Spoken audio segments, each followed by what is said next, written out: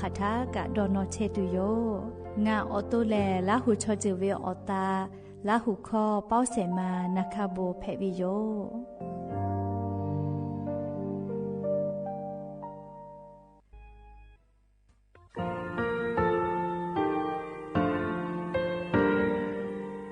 งาคือมีติปิเพกาวิเชแลงาคือติกาติฉือแลติเลเพกาวิมาเฮยาค่างาคือชอยาออตุคโลกาติเชวิออคือคาติผาคาชุโยอาชุโยวิโยกาคาเดติเลอติเกกาพุติลาวิทปาตองาคือชอยาอาสติกาวิโยงาคือออตุคโลออคือคากาติเชวิเวอีเวมาโกติยาลิเลทอกาอายิเวคาชเวเพวิโยอลากวงาคือออตุคโลออคือคากาติยายามาเตียลาบิโลโกงาคือชอยาทอกาอาสติมากาวิคาชูงาคือมีติปิเพกาวิเจแลงาคือติมูติฉติเพเลอติกาลิเลียอาชุยเวอเวปุตาเวกันติภาคาเสติเกคาเดกากาติเชวิทัปาตองาคือมีติปิฉกิเพลากาวิโยเชแลงาคือเทโจโมคุคางาคือมียาถาตอกคอปิลาตาเว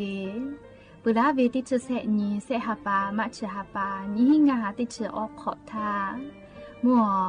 วิทยาลัยวิชาการศึกษาประสามิตรโกเวออคโลจากเกรธาไทโจโมคุโฮกางาคือมียาถาปิยาลาตาวิตอกคอติพายโย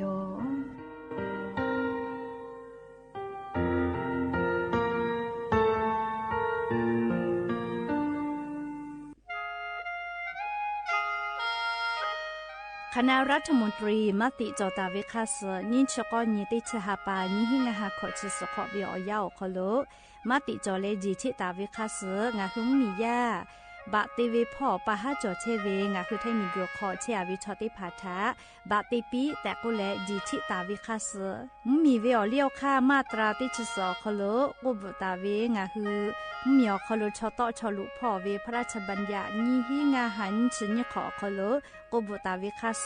ไทมีกคโลพอลุลาและเชลามอวิชอติพาและทะเบียประวัติภาคเดเซจอวิชอติภาไทมีกคโลลุลาตาวิมีเวอเลี้ยวค่ากฎหมายคาเสคเดลุลาเลเชเพตุอโปงาคือมีญาติภาษาสถานะคนต่างด้าวเข้าเมืองโดยชอบกฎหมายก็วิบะติภาติปีแต่ก็แลจิชิตาวิโยเปิดตาแลมาตราสืทวิอคโลกโกบุตาเวพระราชบัญญัติสัญชาตินิหิงาหาหิขออคโลกโกบุตาวิแลงาคือไทมีกคโลปอวิชอไม่กะอปออิติภาไทมีกคโลเชมอและทะเบียประวัติอคโลบะมาโจเฮวิกาญาติภาแลสัญชาติไทยติภาลอเพวิเจกุทีออติอคโลโลโกสำนักบริหารการทะเบียนกรมการปกครองออติอคโลกาจาจาดาเลกาจาลอยวิเจออกาญูเวตันจาวติภาแลนี่คือทะเบียนประวัติคาเสอเพซานาอคโลอาจุยากาติเวอญอยาอคโลจาลอยเพวิเจนิชกอนิติชหปานิหิงาหาขอชกอขออุสจิแม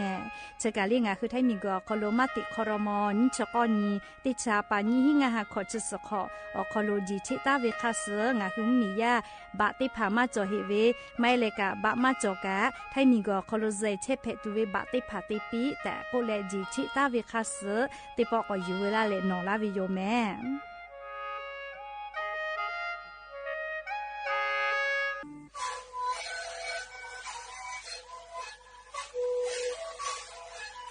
ชริคูนคือยาแก้เชื้อเวออกข้อเฉลยและหุบข้อต่อคือออตีจังหวัดที่ไหนเอ็นนาบาเต็งที่โอหาสิขอกิโลเฮเต็งเลเลงหลอกพ่อออยาแก้เชื้อมาลีกูและเต็งชิ้นมาลีและมันถือว่าออยาที่มาลีใช้แต่แล้วก็มาลีชาพยาเต็งเลเลและหุบข้อต่อเชื้อเวและงานและหุบข้อก็เชื้อสมานในคาโบเมดิโซ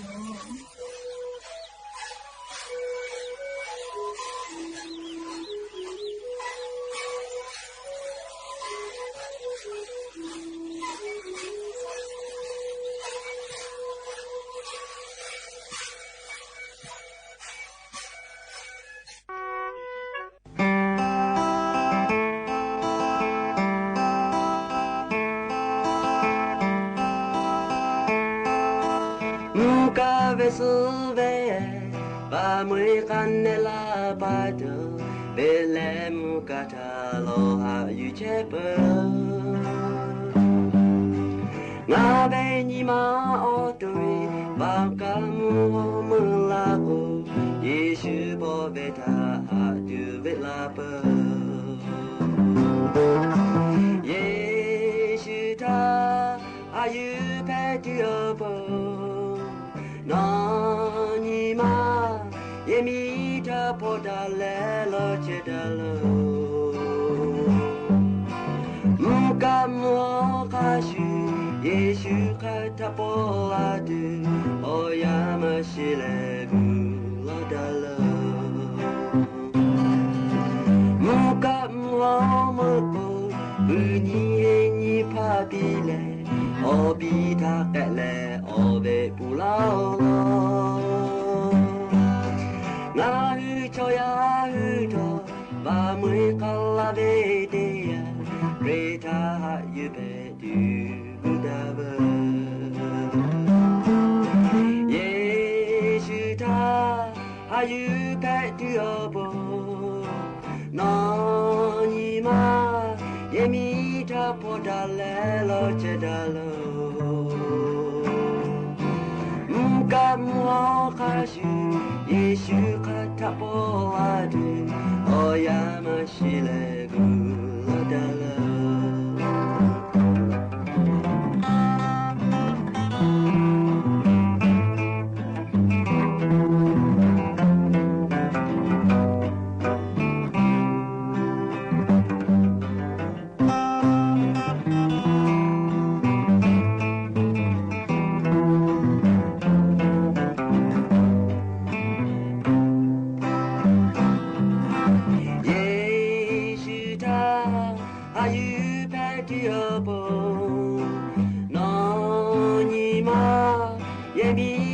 Podale lo chedalo Muka mo kashu Yesu kata poladu Oya mashilegu lodalo Muka mo kashu Yesu kata poladu Oya mashilegu lodalo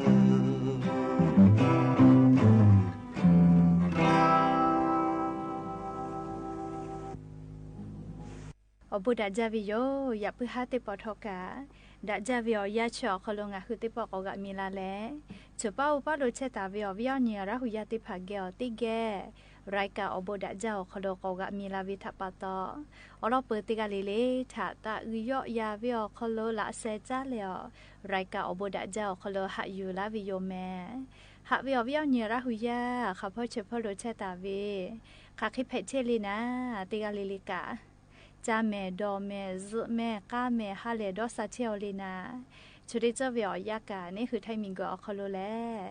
muốn cả vợ ya mà bự hệ về tháp bà to ngã hư tê gali lẽ cả ở cho ya khá sữa phải to là chơi về anh à anh gọi tiếp phạt thà nên hư to đã leo bùa gà cái chú tê gali lẽ cả cha về đò về chơi về trò về tế chỉ lẽ phò cả ai tế leo à sử dụng tôi ya cả thà khá đến hạ sa đã cái gì mẹ lấy dạng như vậy ya lẽ cho đến sau khó lỡ sắp bưng ăn nhỉ tí chân như hạt bà đi xí bà hạt bảo khó lỡ dạng nhỏ như chưa khó nhỉ xin phải vì giờ lấy cho khó thọ cả như hi như chân ngã khó sự khó hạt vậy vậy nhớ ra huy tí phao tí hạt lê lê vậy ya hi nào đi khoai ta lẽ con nào đi chắc khá gai tí hạt lê lê ngã hư lá hư khó rai cào bồ đã giàu khó lỡ tọ cái chơi vì giờ VTU radio AMที่ฮิวอหาสจิกะกิโลเฮิรตซ์ไลพองาคือราหูคอต่อไกเชียวปืตาเลนิพอเตพอ Facebook Fanpage สวทเชียงใหม่ AM 1476พอกะไลฟ์สดติดต่อไกเชวิโยอวิยอนีราหูยาติภาติแกราหูคอพอนาแล้วนี่คือราหูชอจิตาโอกาปิดาไกแพวิโยแม่และอย่าปื้อหาวิอยาวคอลทอกะยูเวลาตาเวซาตาอลอติผาไลลอยูเวลาตาวิโยอคือปืตาและอเลมือทักขะไกติเกเชอาและโอกาปิดาไกแพวิโยก็จ้าและดาเวซาตาอลอยูเวลาตาวิทาติแกก็นาสิแม่ อปจงาคือจาวจิมายอคโลกาย้ายยาเนลิฮิเชเวจิมายอคโลเชอวิชอติภาทะลิฮิวิกาวิพุดีติภาจอวิจิแมทุนการศึกษากเวนาเลญีหิงาหาขอจีขอตาเลญีหิงาหาขอชก็ขอคโลย้ายดูยาเนติภาลิฮิเชเวญีหมู่ขิแปตาวิเจอลอเตหมู่ลกวปวสฮิเชเวเลปวสเตเลปริยตรีฮิเชเวติภาทะกาวิจิแมเลกาไกตุเวอคาแต่เวเลไทยชอไทยวิบะกาจอวิเจสัญชาติไทยกาจอวินะนี่คือราหุยากาบะจอเวลก็รอแพเวเลสัญชาติไทยใครแต่เลอายุจาเวเยนาบาออเมจาวจิมายอคโลเชลาตาวิอีโอวิกาติขอคู่เวชอติภากาแพวิเจเบื่อเลกาอาจุยารัฐบาลฮิจอยอคโลฮิเชเวยาเนติภากาแพวิเจและลิฮิเวคันเนกาตาวิเกชเลียกาลี 2.5 โอฮอมากายอเจหาวิโกวิเยกาติภากาเพวิจิแมและปวสเตเลลีปริยตรีฮิวิติโมฮิเชวิติโมทากาเกตุวิพุดีแลเลเซมือเซฮิบะปีไกตุโยเจเลเซมือเซฮิบะคาไกกาไกตุโยเจยะค่ะลิฟูติเทวิติมืองาฮิโกติมืองาฮิเจกาวินาเลยยะค่ะกาไกเวเลเซมือเซฮิคาไกกาวิจิแมติขอวิอคโลปุตาแลนี่หมูติหมูลอโกเลอนุบาลตาและมอปลายปวชฮิเชวิติหมูเจเลชดิหมูกาคาชุลอแมสัญชาติไทยไทยวิบะกาจอเวเยนาบะลอโกกาจิมายอคโลเชอเวอีโอวิกานิติขอคู่เจและอาจุยารัฐบาลฮิจอยอคโลฮิเชวิกาเพวิเจหาวิโกวิยาจุสยาติภากาเพวิเจอเลียวคาดาเวเลกาเกตุวิพุดีแลญิฮิบาตาเลงาฮิบะเจลิตาจอวิจิเมอนุบาโกญิฮิบะนะเลลิตาคาโซลิตามาโกกามาเกวิจิเมเคเตเลคาทาตาพอเลลาสมาวิเลโกโกคาเดนาลิเชเลอายิอุจาฮาปาสงานีเตฮาปาจันาวรีฮาปาเตเลญิชุสญิฮาปาฟิฟรีฮาปาญิฮิงาฮาขอชกขอเจอาจุยารัฐบาลกาติวิอญอยาวโคโลเจติรับสมัครวิจิแมเฮก็งาฮึคากากาจาสมัยตุเลใบสมัครคากาติเข้ากาจาอยู่กุยตุเลก็โคลีอาชุยอตุยอใบสมัครติพาจะอยู่และสมัครเพวิแลสำนักงานการศึกษาศาสนาและวัฒนธรรมอปจจิใหม่แสะแทะติแถวโคจิแมและมาให้เลกาลีโนคือไปสนีพ่อฟืกับเพลเจเรียกแค่ก่อนโนคือจออปจสนากติกอเตียวเวเชกอเตียวคโลกาฟืปีวิโยเฮก่อนโนคืออรชได้พามานาเจดะและกอกานากาเวลกกะเรีย053 998 333เพื่อแลเลียงาเตสเฉวียกากนี่คือเลกานานิเวเจไม่เลยกาเว็บไซต์อคโลกาลุยและจันเพวิโลเมลลอติผาจานาดะเพวิเลเว็บไซต์อปจไม่กะ Facebook เพจอปจจี้ใหม่อคโลลุยและใบสมัครติผากาจันนี่และเรียอค่าคาเคจอวิโอขอกาจันเพวิโยเลชกาดาวิซาตาโลโยแมเชอจี้ใหม่อคโลเชอวิยะไอยะเนลิฮิเชเวติผาเจติกาวิจิแมเรียอเกานิเวจังหวะมาเฮเลจังหวะจี้ใหม่อคโลเจจี้แมเรียอปจจี้ใหม่อลอซาตาปิลาเกตาวิโยอบูจอวิอลอเพวิทัปปะตอจ้าทะจ้าทุปิแม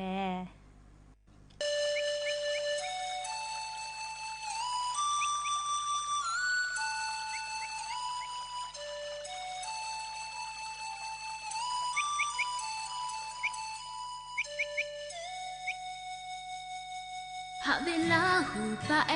ฮือชอจะเวกาเวอาลาโกหาลูดีเลยีชาจาชิโยงาฮูลาหูชอมอคองาดะโกเมโลดะเจชอดะโอเวโลดะเวเจเมขอเจจุเวเตหาก็ดะเวหาปาเกฮอโนโนนิติเลหะจาโกลาเวลาตุเนขอชินีหาติปะขอคูมอดะดูขอเจฮอโลออติเตตาเว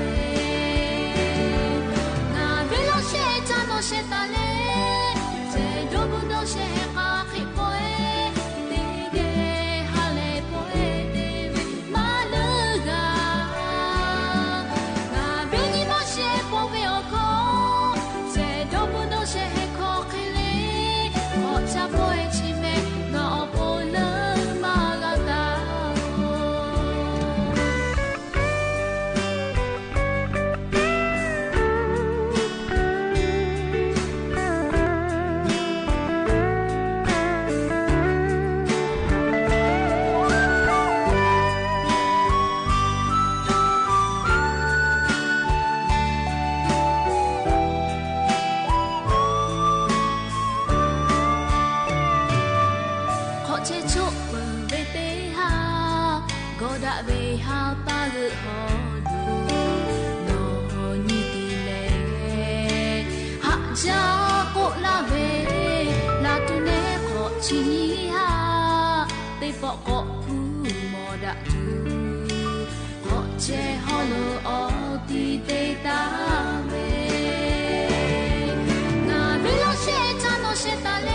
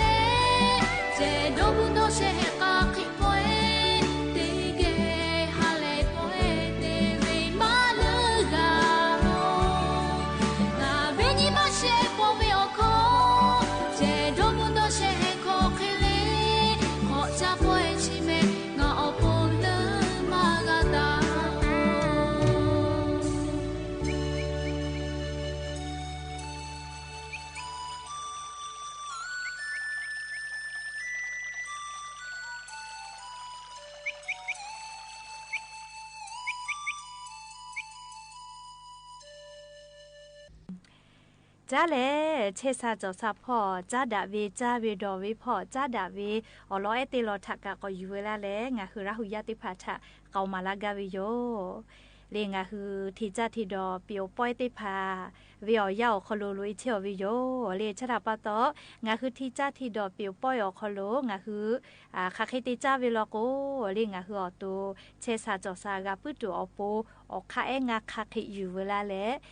เวียเนี่ยราหุยาติภาเกอติเกเจดากกาวิโย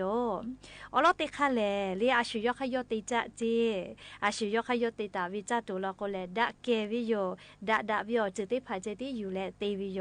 ติทักกะคาเดเชคาเดดะเกวิโยอภิอะเลกุกะเนคือจือเวเลจอลอยวิโอคโลนกุปุวิโยยะคาชุติเมวิโลโกเลดักเกมาดักเกนี่คือมาหมอเลย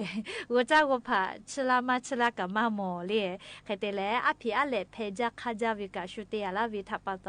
กัจจาวิเลยชราปะโตงาคือฮาเลฮากาปิวปอยอคโลเลยที่จ้าที่ดอวิอคโลเชซาจอซากาเกตัวโปเลอลอติคาชอนี่คือคันนี้คือติจาวิเลดะจาวิเจเลยเชซาจอซาพอนะเปิดตาเลยนี่คาติคาเจเลยดอนยีหิไทยและจะเจจะปุขอนห้อยตาดอนเจ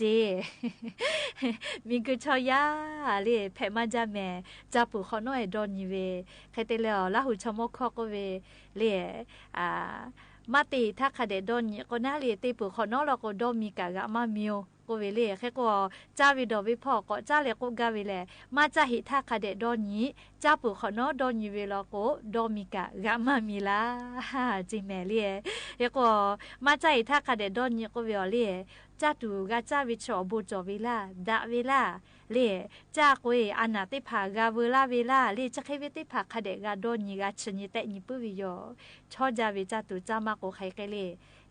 အတူချူဘာဝအနာအစမူဝေအနာအစကြခောအချူကြဝေအနာတိဖာဖက်ကလာဝေလေခေကောမကြိုက်ထခတဲ့ဒွန်ဂျေလေခေကောတိဖာလောကကြထကောမဒွန်နီ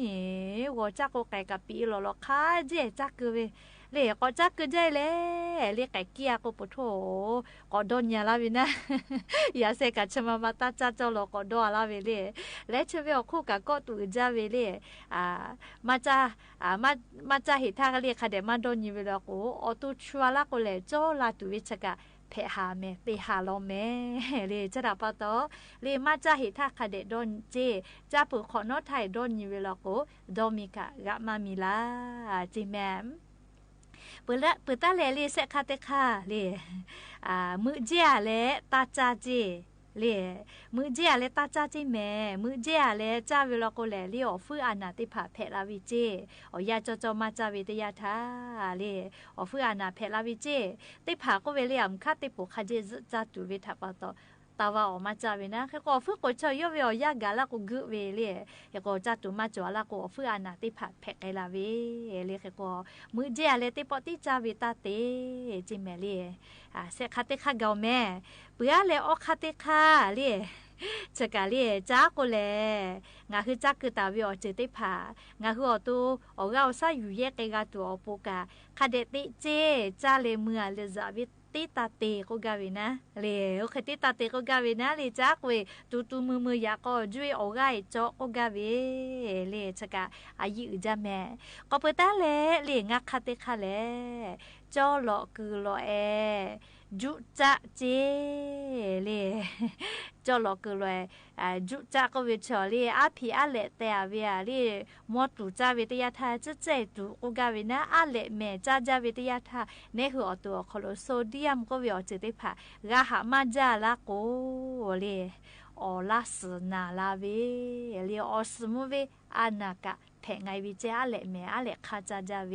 เลติพักก็งาเลมาจ้าอยากขน้ำปลาจาวิเจอุวิกาเลอยู่เตียวิอยู่เลติพักก็เป็นงานน้ำปลากามาจ้าซีอิวเจจาวิโอวิกาเลคือวิอยู่เลโซเดียมจาวิดีโยเลเฮก็งาคือเตียเลกาจาวิดอวิอคโลกาคาเดนสอจาปุเวลอกวเชซาจอซาตุโยนะอยากค่ะเรียงงาคือจาวิอคโลคาเดมาสอจาปุเวลอกนาวิกอวิลูตุสิตูอเจติผาเนคืออตุเกอก็กาลาวิโยผู้เปเลวิจาวิกาเลฮอเลมุลอกอานาอาชุยอตัวก็วิปีวิเคเลแผลาเวแต่ก็แลเลมาจาหิทาคาเดดอนนี้จาปุขอนอดอนนี้วิกาเลดอนนี้ดอมีแลกะมามีลาเจแต่ก็แลงะคือราหุยาติพัทธะเชซาจอซาปุตัวอโปจาวิดอวิพ่อคาเคติจาโจวิคาเคติดอนโจวิออกเข้ารอติผาอยู่เวลาและงะคือราหุยาติพัทธะเกามาลาวิโยแม่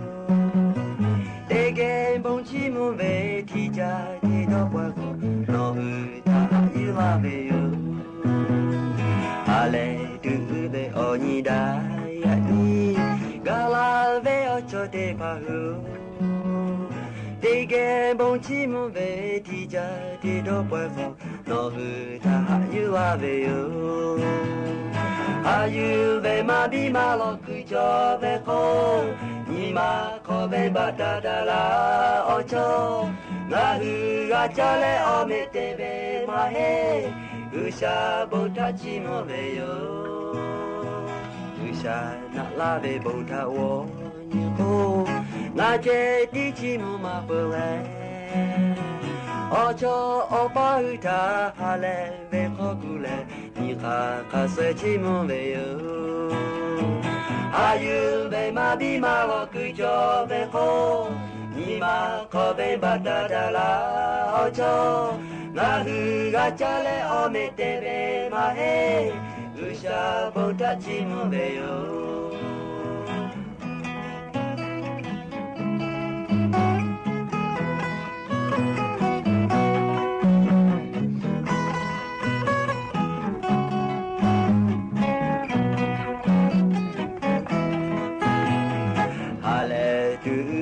ni da ya ni gala ve o cho te pa hu de ge bong chi mo ve ti ja ti do pa ko no ta ha yu la ve yo ale du ve o ni da ya ni gala ve o cho te pa hu de ge bong chi mo ve ti ja ti do pa ko no ta ha yu la ve yo ayu ve ma bi ma lo ku cho ve ko ni ma ko ve ba da da la o cho na hu ga cha le o me te ve ma he u sha bo ta chi mo ve yo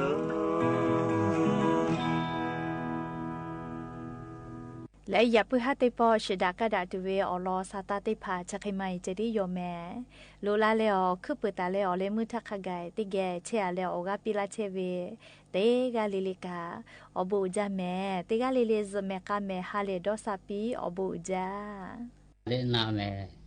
มุคุมิคุตุเลนมาหาเลจิมันมุคุกาเลกำเกลืออะไรงาเลมาลิอไปเนดาเนติโกเวยาตุคือเจจอกาเจไม่มุคุจลาเวยาจอยาเนชอวิลามากาขอเชกาตากามาลอลอเชกาตากานาเลยามาเกาเสเลยามาเกายาเน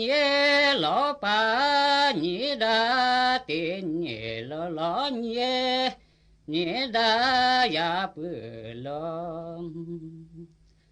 ยาตุคือชีเลยาตุลาชีเลชอกาจีไม่มุขจลาบิยาจอยานิชวาลหัวอันเนื้อมาติกุลอปาเสยหามือลงอาโกอุลออาเวอุลอกังงาเสียงาโนจิโอเมนเนเชยาจิเวอาโกอุลอยุบุญเยอุลอสถานีวิทยุกระจายเสียงแห่งประเทศไทยและเครือข่ายทั่วประเทศเสนอข่าวต้นชั่วโมงรู้เร็วรู้จริงเกาะติดทุกสถานการณ์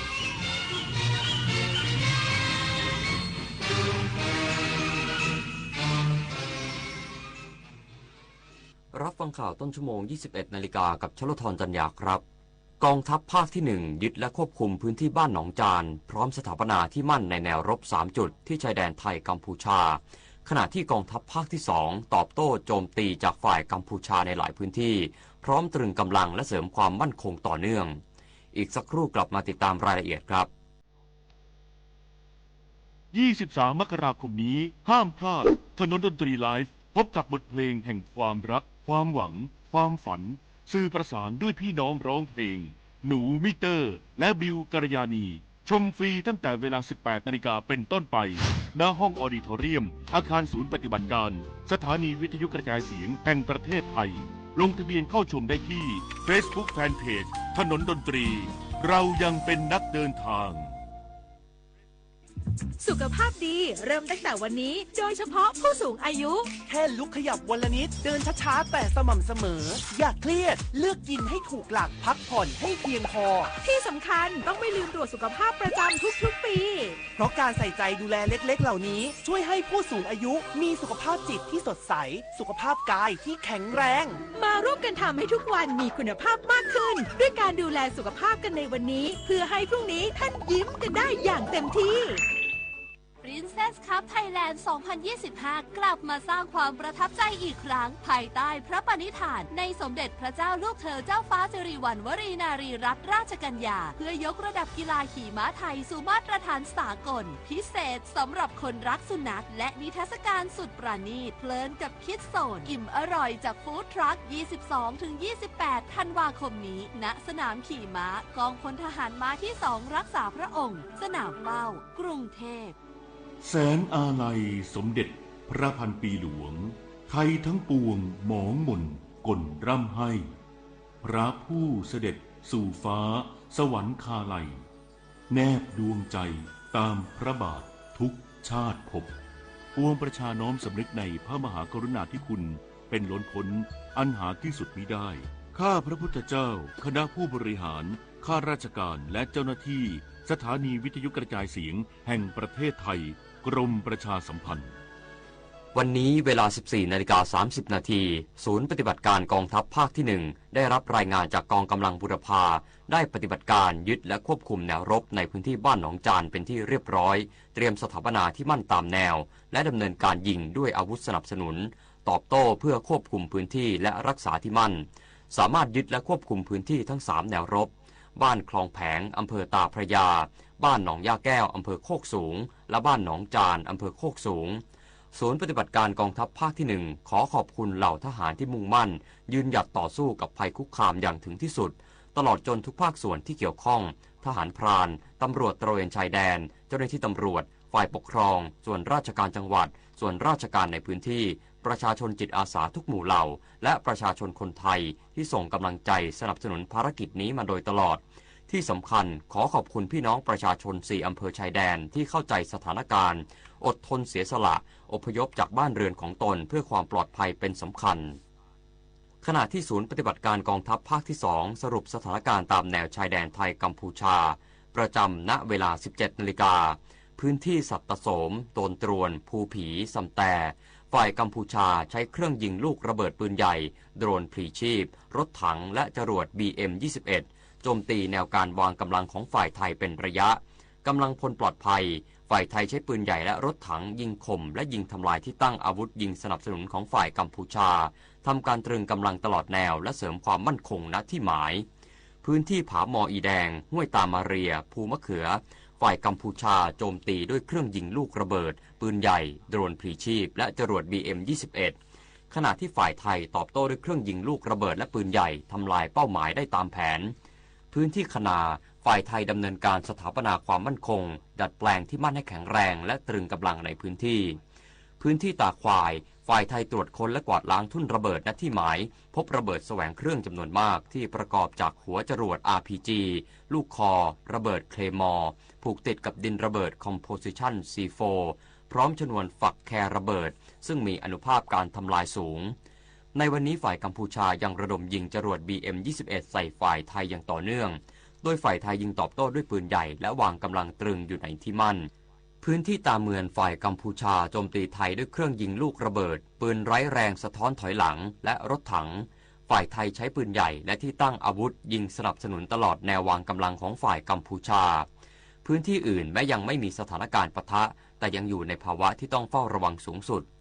กองทัพภาคที่ 2จะดำเนินทุกมาตรการอย่างเต็มขีดความสามารถแม้ต้องแลกด้วยชีวิตเพื่อพิทักษ์รักษาเอกราชและอธิปไตยของชาติให้ดำรงคงอยู่อย่างมั่นคงด้วยความมีเกียรติและศักดิ์ศรีตลอดไปอำเภอแว้งจังหวัดนราธิวาสแจ้งเตือนให้ประชาชนเฝ้าระวังสถานการณ์น้ำอย่างใกล้ชิดขณะที่เทศบาลตำบลแว้งล่าสุดปักธงแดงหลังระดับน้ำในพื้นที่เพิ่มต่อเนื่องนายยเดชอักษรวงศ์ปลัดอำเภอหัวหน้ากลุ่มงานบริหารงานปกครองรักษาราชการแทนในอำเภอแว้งจังหวัดนราธิวาสกล่าวว่าจากปริมาณฝนที่ตกในพื้นที่อย่างต่อเนื่องได้ส่งผลให้ในขณะนี้ระดับน้ำในคลองต่างๆของอำเภอแว้งมีปริมาณน้ำเพิ่มสูงขึ้นอย่างต่อเนื่องจึงขอให้ประชาชนตื่นตัวเฝ้าระวังสถานการณ์อย่างใกล้ชิดต่อเนื่องโดยเฉพาะในช่วงเวลากลางคืนของวันนี้เพราะตามปกติเหตุน้ำล้นตลิ่งของพื้นที่มักจะเกิดขึ้นในเวลากลางคืนซึ่งเป็นช่วงเวลาที่ประชาชนกำลังพักผ่อนทางนี้ได้มีการแจ้งเตือนไปยังกำนันผู้ใหญ่บ้านของพื้นที่ตำบลกายุคละก่อนเลาะโละจูดให้แจ้งเตือนลูกบ้านโดยเฉพาะผู้ที่อยู่อาศัยในแนวริมแม่น้ำให้เฝ้าระวังสถานการณ์น้ำเพื่อความไม่ประมาทพร้อมให้ส่วนงานที่เกี่ยวข้องเตรียมความพร้อมศูนย์อพยพในการรองรับประชาชนผู้ประสบภัยตรวจสอบเครื่องจักรเครื่องมือในการช่วยเหลือประชาชนให้พร้อมต่อการใช้งานได้ทันทีตลอด 24 ชั่วโมงนอกจากนี้ล่าสุดทราบว่าในส่วนของเทศบาลตำบลแว้งได้มีการปักธงแดงแล้วจึงขอให้ประชาชนในพื้นที่ลุ่มต่ำริมน้ำเตรียมการรับสถานการณ์นำสิ่งของจำเป็นขึ้นที่สูงไว้ด้วยวิรพัฒน์เพชรสูตรสวท.สุไหงโกลกจังหวัดนราธิวาสรายงานจบข่าวชโลธรจัญญาอ่านรับฟังข่าวครั้งต่อไปเวลา 22 นาฬิกาครับติดตามข่าวที่นำเสนอไปแล้วได้ที่ www.thainews.prd.go.th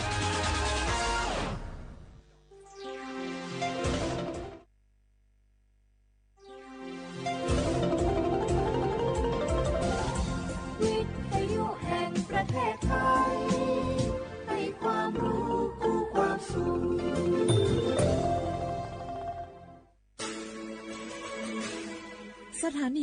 กระจายเสียงแห่งประเทศไทยจังหวัดเชียงใหม่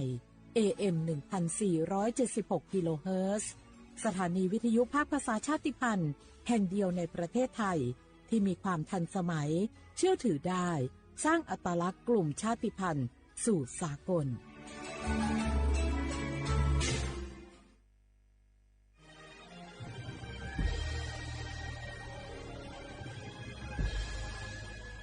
เกิดเป็นคนไทย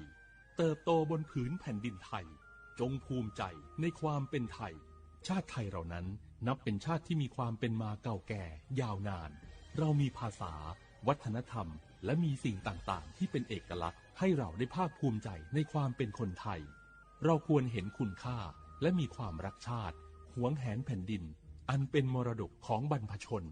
ร่วมภาคภูมิใจในความเป็นไทย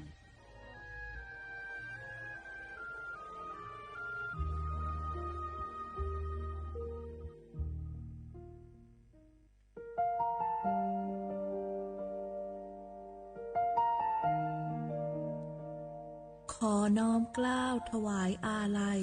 สมเด็จพระพันปีหลวงพระแม่แห่งแผ่นดินผู้ทรงเมตตาเหนือเกล้าขอพระองค์เสด็จสู่สวรรคาลัยข้าพระพุทธเจ้าข้าราชการและเจ้าหน้าที่สถานีวิทยุกระจายเสียงแห่งประเทศไทยจังหวัดเชียงใหม่กรมประชาสัมพันธ์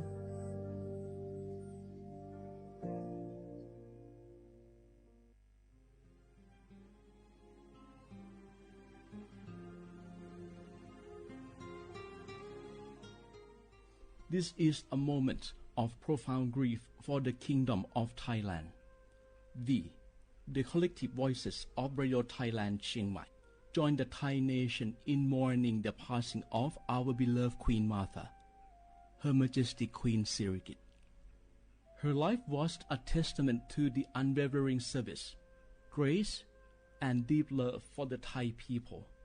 Our humble condolences and thoughts are with His Majesty the King, the royal family, and all the Thai people during this deeply sorrowful time. We will remember her forever.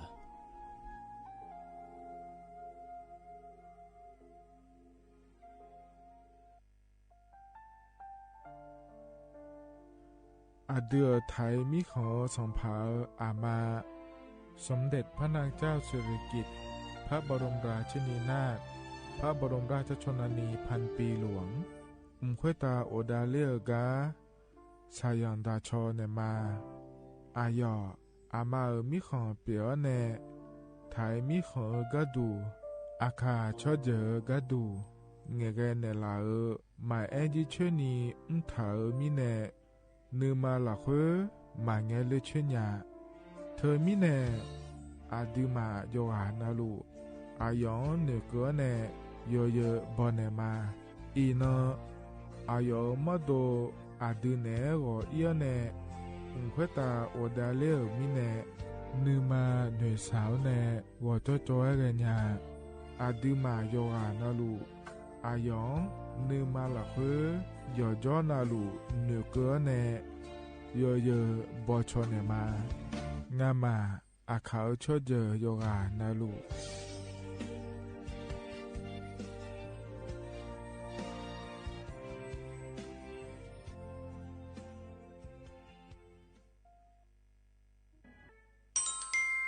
อาเย็นเยเจลังเงอันนี้เชื่อว่าบาลาเชสีอาคนนี้พังอายาโกเชสิเงนอถึงกับคณะรัฐมนตรีบอกเจ้าหลวงอาเย็นนี้สัญชาติก็กอสาลัวเดินชาวบ้านเนี่ยก็ดูเดและบอกจางอาเดยเนียวเดถึงกับย้อมมาตรา17แห่งพระราชบัญญัติคนเข้าเมืองพ.ศ. 2522และขั้วถึงกับเธอเนี่ยอาเย็นนี้ถึงกับไทยมีของหลักคุยพ่ออ้อเหลียวกับย้อนนี่จอลาเดอเขาเนี่ยรอทะเบียนประวัติและขั้วเธอย้อนฉายเยี่ยเดินนะขอเนี่ยเย็นเนียวถึงกับอยู่ห่างก็ดูการขอสถานะคนต่างด้าวเข้าเมืองโดยชอบด้วยกฎหมายและขั้วเธอเดินอย่างเมเจเดเยเนียวเดข้อแน่เยเนียวมาตรา7ทวิแห่งพระราชบัญญัติสัญชาติพ.ศ. 2508อาเยนี้เฮก็ถ่ายมีของหลักคุยเดแล้วแน่อาดามังเงนะอามาเธอกาทะเบียนประวัติบุคคลไม่มีสถานะทางทะเบียนและอ้อเธออาเยนี้สัญชาติสัญญาเมเจเดเยเนียวเด ใช่ก็ดูนะขอนี้กูเทมือละคุยย่อนะเธอก็สำนักบริหารการทะเบียนกรมการปกครองและคุกาใช่ยังไม่ดียมือยอละคุยนะเหยียดเยอะตะกันในอำเภอโยฮันเนโจดัวรอราชการอายามละคุยอันนนีเชวบาลาโกซีอาคนนี้พังอายาโกเชวขวงเกนีเดเยเนียว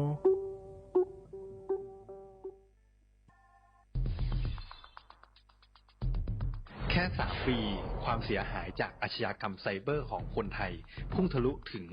94,000 ล้านบาทหรือเฉลี่ยปีละ 30,000 ล้านบาททุก1 ชั่วโมงเราเสียเงินกว่า 3.4 ล้านบาทให้กับมิจฉาชีพออนไลน์โจรไม่เห็นใจคนอาชีพไหนอายุเท่าไหร่สถานะทางการเงินแบบใดหมอพ่อค้านักธุรกิจนักเรียนแม่บ้านข้าราชการเกษียณทุกคนตกเป็นเหยื่อได้เสมอและวันหนึ่งอาจเป็นคุณหรือคนที่คุณรักเพราะจุดอ่อนร่วมของเหยื่อคือความเร่งรีบขาดสติหรือแม้แต่บางครั้งก็เกิดความโลภจนเกินไปอย่าปล่อยให้การกดคลิกเดียวลิงก์เดียวทำให้โจรยิ้มกว้างวันนี้ถึงเวลาแล้วที่คนไทยทุกคนจะต้องร่วมมือกันสร้างภูมิคุ้มกันอาชญากรรมไซเบอร์ช่วยกันหยุดก่อนที่ภัยไซเบอร์จะทำให้คนที่คุณรักและตัวคุณเองกลายเป็นเหยื่อ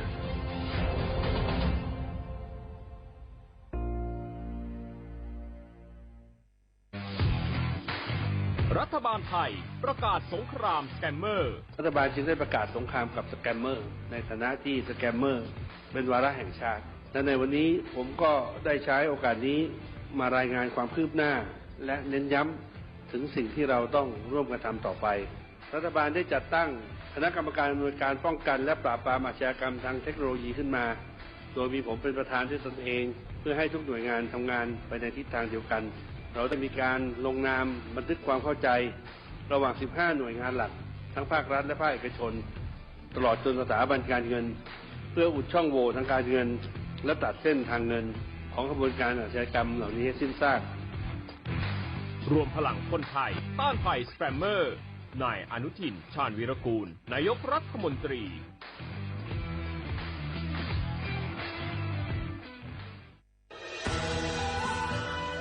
จากศาลากลางจังหวัดน่านหลังเก่าพัฒนาสู่การเป็นศูนย์การเรียนรู้นันทศิษย์ป่าคารโดยมูลนิธิรักป่าน่าน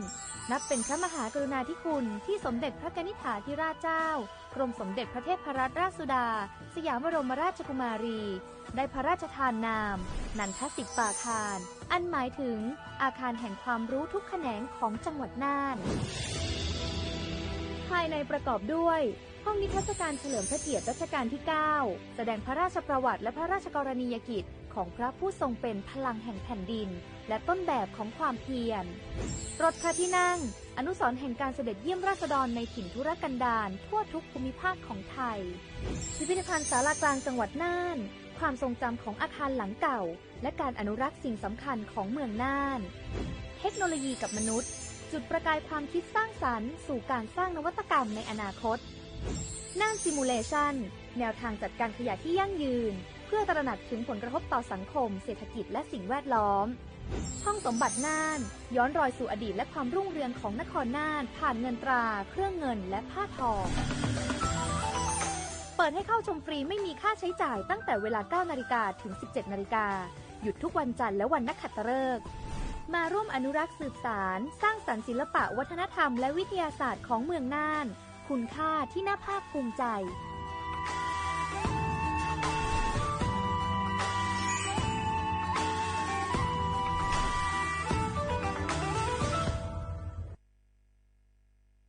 สปสชโยอานาลูอาดูยมือจะซาดูลาญาอนาโกโลคุมยาอุตาจะซาดูจีองหลังในยานีหลัวแม่บัตรประชาชนยาชกขาดมีเช่งาหวงแน่งาเช่วิวหวงกนีข้อติบัตรยักความดันเบาหวานชดเชยวัณโรคมะเร็งขาแม่นาโกชดเชยยินกลายพันธุ์ของมะเร็งเต้านมมะเร็งอัดเชื้อแมมโมแกรมโฮอัลตราซาวน์แน่ชดเชยมะเร็งปากมดลูกชดเชยบอูมะเร็งนากงาลาและดอเฉียงเชโฮบูเดียงเชโฮขาแม่เสดงเชลสิญญาเจมอนาสปสชติซุ่มจำยอส สปสชเขต1เชียงใหม่นากาจำยองงาซุมญีเยงาซุมงางาปโยดามโอเดนากาตีโกจำยอนึมานากอนาลูเดนากาเตซุมญีซุมโยกานาลูกะตุเมเดหนึ่งเสียงของท่านมีความหมายต่ออนาคตประเทศการเลือกตั้งคือโอกาสสำคัญที่ประชาชนจะได้ร่วมกำหนดทิศทางบ้านเมืองขอเชิญชวนพี่น้องประชาชนผู้มีสิทธิ์เลือกตั้งทุกท่านออกไปใช้สิทธิ์เลือกตั้งปี 2569 เลือกคนดีเลือกผู้แทนที่ตั้งใจทำงานเพื่อประโยชน์ของประชาชนบดีปล่อยให้เสียงของท่านเงียบหายเพราะประชาธิปไตยเริ่มต้นที่การไปใช้สิทธิ์ร่วมกันไปเลือกตั้งอย่างพร้อมเพรียงกันวันอาทิตย์ที่ 8 กุมภาพันธ์ 2569 8 โมงเช้าถึง 5 โมงแลงใช้สิทธิ์ใช้เสียงเพื่ออนาคตของประเทศไทย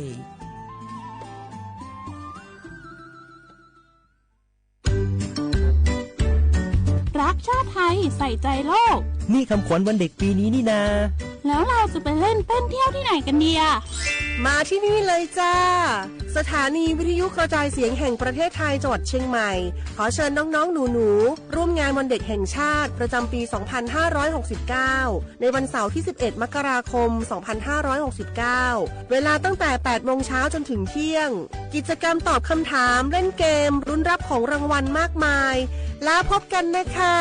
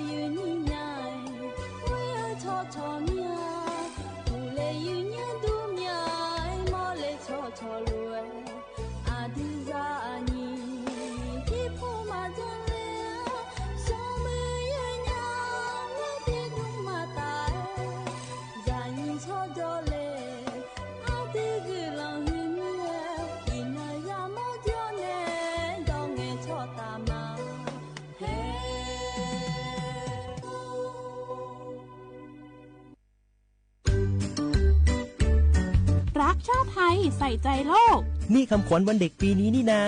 แล้วเราจะไปเล่นเต้นเที่ยวที่ไหนกันดีอะมาที่นี่เลยจ้าสถานีวิทยุกระจายเสียงแห่งประเทศไทยจังหวัดเชียงใหม่ขอเชิญน้องๆหนูๆร่วมงานวันเด็กแห่งชาติประจำปี 2569 ในวันเสาร์ที่ 11 มกราคม 2569 เวลาตั้งแต่ 8 โมงเช้าจนถึงเที่ยงกิจกรรมตอบคำถามเล่นเกมรุ้นรับของรางวัลมากมายแล้วพบกันนะคะ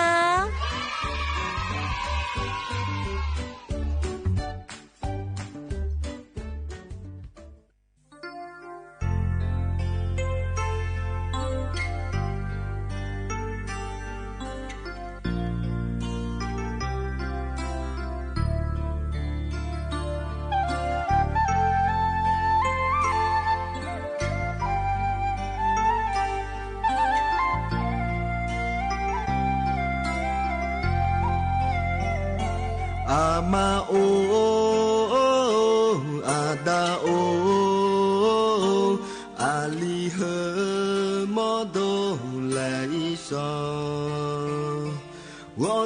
ga mía mau ngô sa ga mía đau mà ghé nhà ý nong lệ ý song mau đau đỏ e ga mà na gờ ali hơ ga ma trong lẽ so do hà nữ nơi ta gờ ho lệ ý so ali dazi thong po e o i nhà ama ada nya bi do le nga ama o ada o ali he mo do le i so wo sa ga mía mau wo sa ga mía đau mà ghé nhà ý nang lệ ý so gió bằng dê ho lệ ý so mía gió lá gà co gió gơ dê bị chơ mà nữ bò nữ phá ho gió mưa đẹp đào mà mà đau liang bo sa lao ibajini tabi na lama dao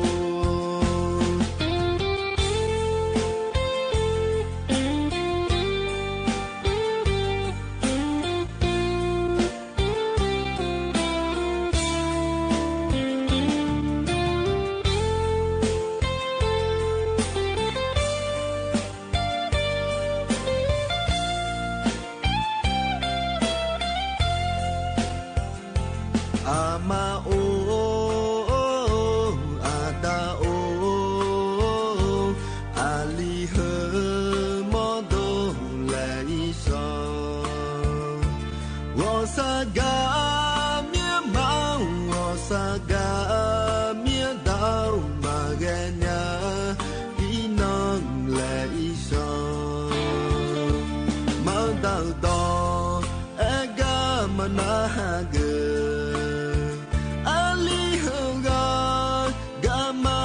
trong lẽ so do hà nữ nơi ta gỡ ho lệ ý so ali dazi thong po e o i nhà ama ada nya bi do le nga ama o ada o ali he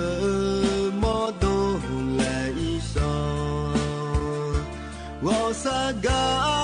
mía mau wo sa ga mía đau mà ghé nhà ý nang lệ ý so gió bằng dê ho lệ ý so mía gió lá gà co gió gơ dê bị chơ mà nữ bò nữ phá ho gió mưa đẹp đào mà ama đau liang bo sa lao ibajini tabi na lama dao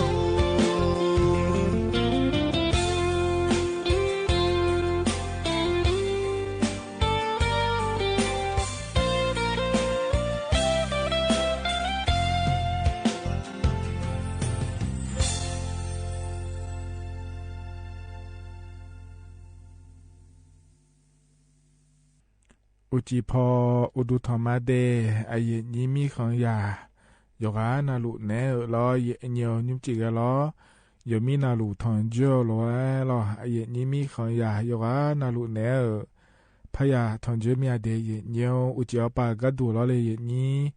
เฮกามีหอมูดูลอสถานีวิทยุกระจายเสียงแห่งประเทศไทยจังหวัดเชียงใหม่เฮกาเนเยนี้ยนาลุเนยาทอนเจอเฮนาขอเนี่ยนาลีอายามนาลีวัวหลานเนนาลีเชื่อหลังกันนี่เดยเนียเดยิมจิกลอยเนียยนนาลุยาทอนเจอลอย งานแหนอายุเชื่อมือแหนที่คอรวยจดามาเย็นเนี่ยรออินนาขอเนี่ยงานนงานก็ละแม่เย็นเนี่ยวันศุกร์งานในเย็นนี้เธอมีแหนรอเย็นนี้ราชการปามีอุ้มมารอที่งานนาขอเนี่ยคนนจเนาะบินาแม่แหนเย็นนี้รอเย็นนี้ที่มีซาแล้วยิ้มเจียที่คอรวยรอจดามาเดเย็นเนี่ยเดเย็นเนี่ยอินาจะดื้อมาราคาเช่อันนั้นที่น้องมาดูรอเย็นเนี่ยจะมีแหนงาแล้วก็นะขอในอินตะกาเย็นนี้รอตั้งแต่ปาจ่อรอบาเมสลองปาจ่อเดเย็นเนี่ยเดเฮกาเมียวมุนตุงเกอเนี่ยดอเดกาเลกะแทเย็นเนี่ยรอยมาดูเฮกาอยากจกาดอเดกาเลมีเนี่ยรอเย็นเนี่ยเธออายอบูเนี่ยเฮกาเมียวมุนตุงเสลเนี่ยรอดอเดบิกาเกลียรอยาถอนจุเนี่ยยังไงชอรอยเนี่ยน่าขอที่ขอเลยที่เบียวแล้วพยายามตายสิเย็นเนี่ยรอราคาเชมียเดกลาหือมาเดแล้วก็พอเนี่ยจะกะเอกะโดนเนี่ยมาแต่เย็นเนี่ยแล้วที่มีเนี่ยเย็นนี้เหรอนะฮะหลูนาเราเกิดหมอเมียเลยแล้วนาเราเย็นนี้แล้วก็มีหัวดูเหรอจะมาหมอเยอะนาขอเนี่ยเกิดเนี่ยไม่เดเย็นเนี่ยเดมาคาเย็นเนี่ยก็เย็นนี้จะมาหมอเยอะเมียนี่จะหลับแต่นาโรงพยาบาลแม่และเด็กขั้วชิญญาดูเหรอเย็นเนี่ยอย่าพี่เนี่ยอย่าจะเลยก็ยอมอย่าก็อย่าพอเลยจ่อเดเย็นเนี่ยเดเธอก็จะหนีไปจะหลุมมาอย่างเงี้ยอินยุ่มนะเราอย่างเงี้ย GPS แล้วขั้วเธอจะมีเราก็มาให้พอเอียเราถึงแม้เนี่ยจะมีเนี่ยเราเลยอย่างนี้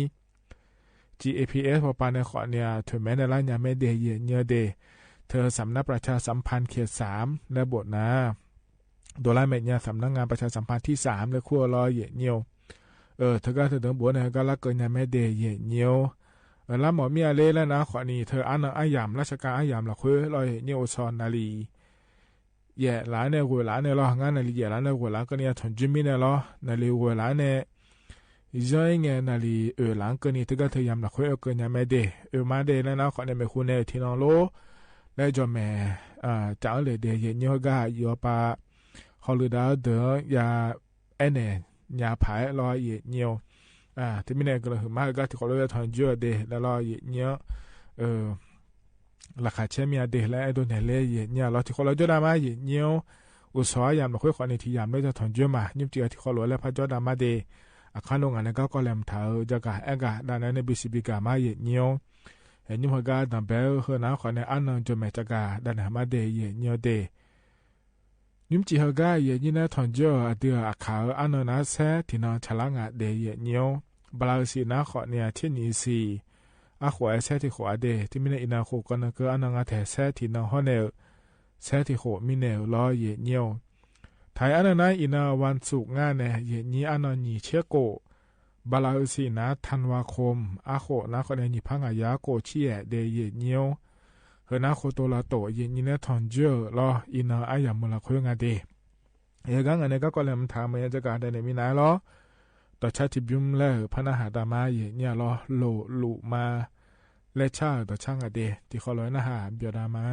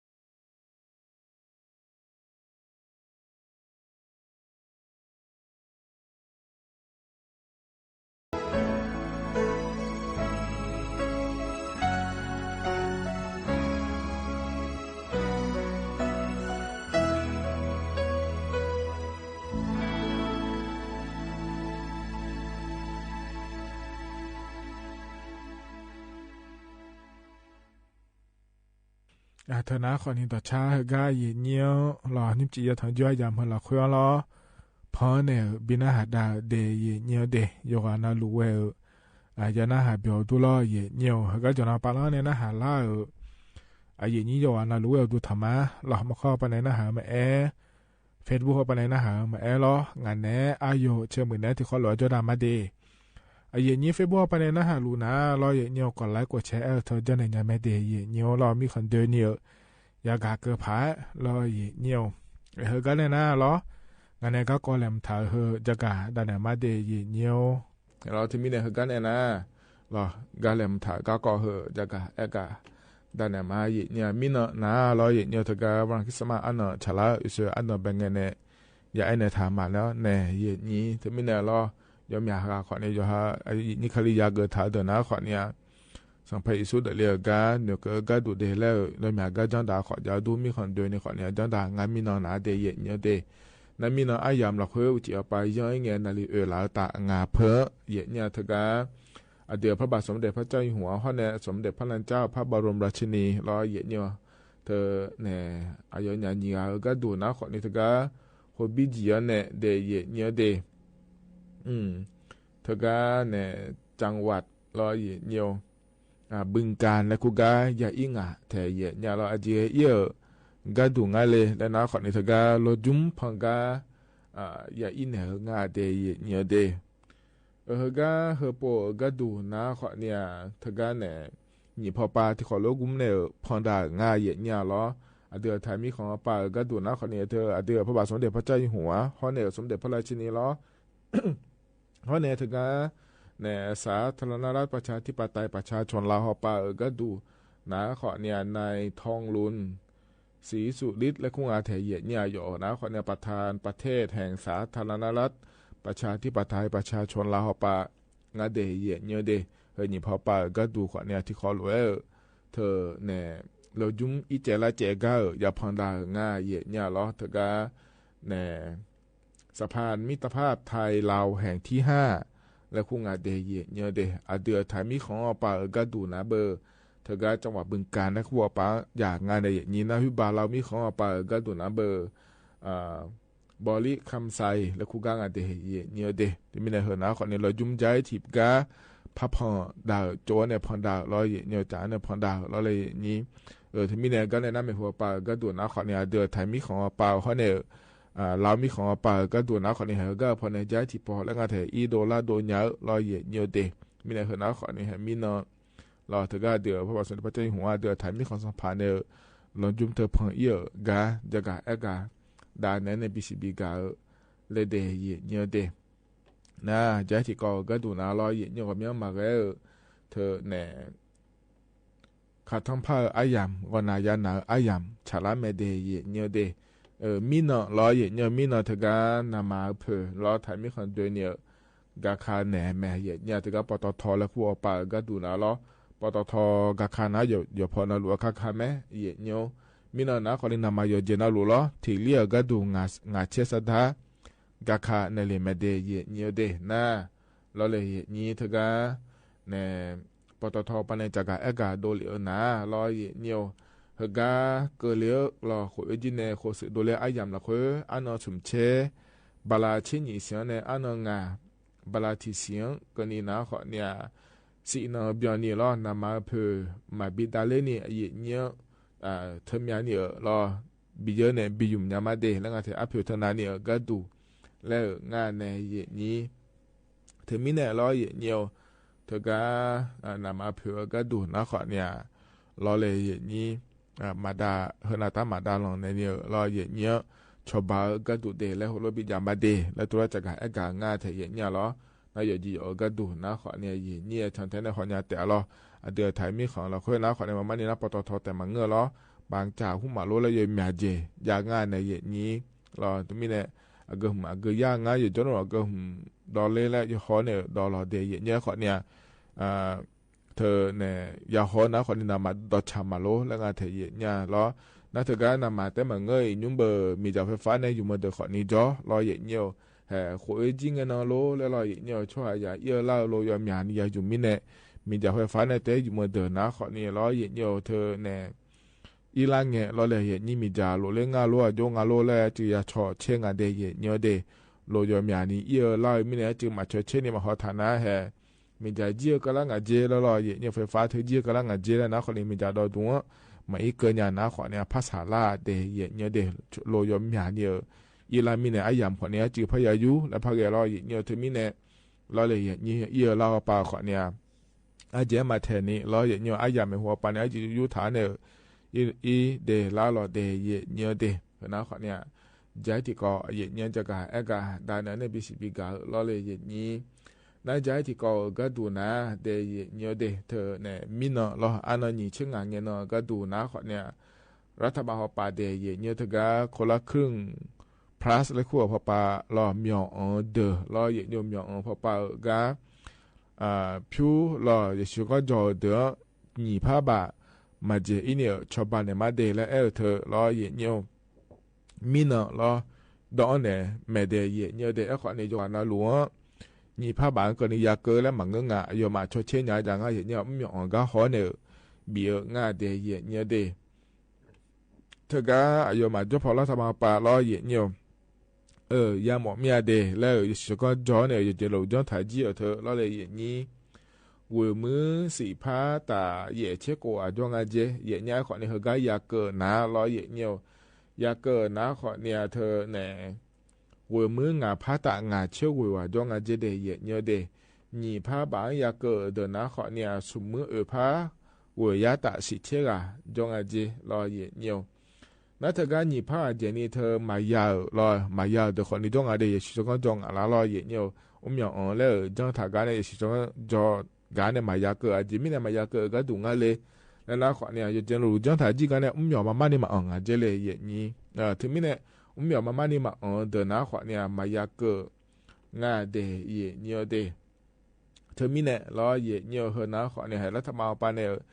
เนี่ยถ่ายรวยรอเลยเยนี้โครงการจังดาถ่ายรวยเยนี้แต่ก็คนละครึ่ง plus และขั้วปามีอ๋อเนี่ยเดี๋ยวชิก็จอหลานเนี่ยอย่างมาม่านี่อ๋อโดเดินนะขอเนี่ยรัฐบาลปาเนี่ยชอบบ้าก็มีเนาะหนีผ้าบะมาเจอีเนี่ยอยากเกิดงาเดเยเนียวเดนะเยนี้เหรอก็คนละครึ่งพระเล็กขั้วเธออินนั่นก็ขอเนี่ยมายุ่มเยี่ยเดินนะรอเนี่ยอินอันเนาะนี่เชื่อโกเกละรอนี่เชื่อสีนี่เชื่อแกนี่เชื่อโกสมเชื่อติอันเนาะอายามงานเนาะอย่างอาศิเดเยเนียวเดเธอก็เนี่ยรอก็เฮิมจันดาในยุ่มยาวเยเนี่ยที่มีในบาลาสิจิเล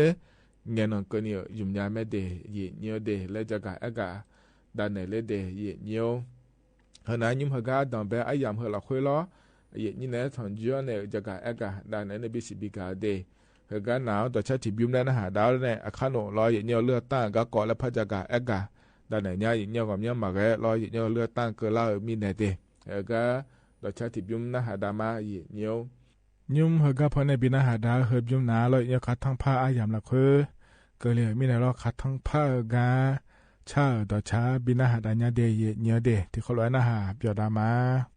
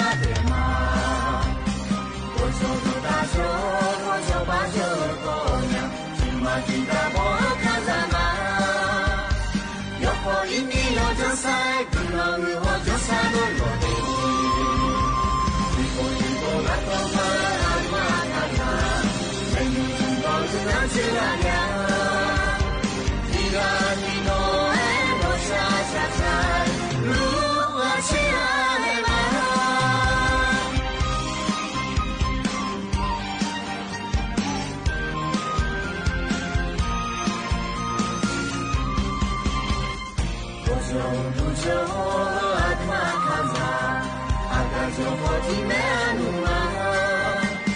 那下是那卡米就我你，阿卡切卡提卡的嘛，我就东大就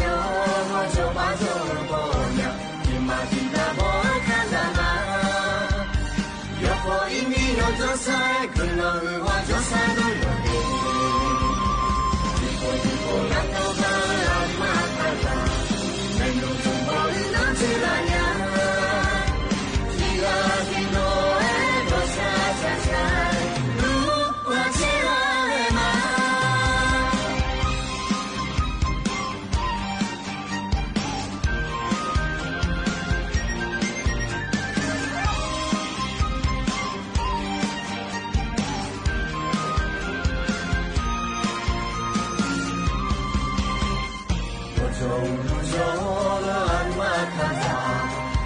就我的美路嘛，那下次那卡米就我你，阿卡切卡提卡的嘛，我就东大就我就把就我呀，你妈的大波看到嘛，有过一米有就塞，可能我就塞都有的，一波两头发阿妈看到。那是那样，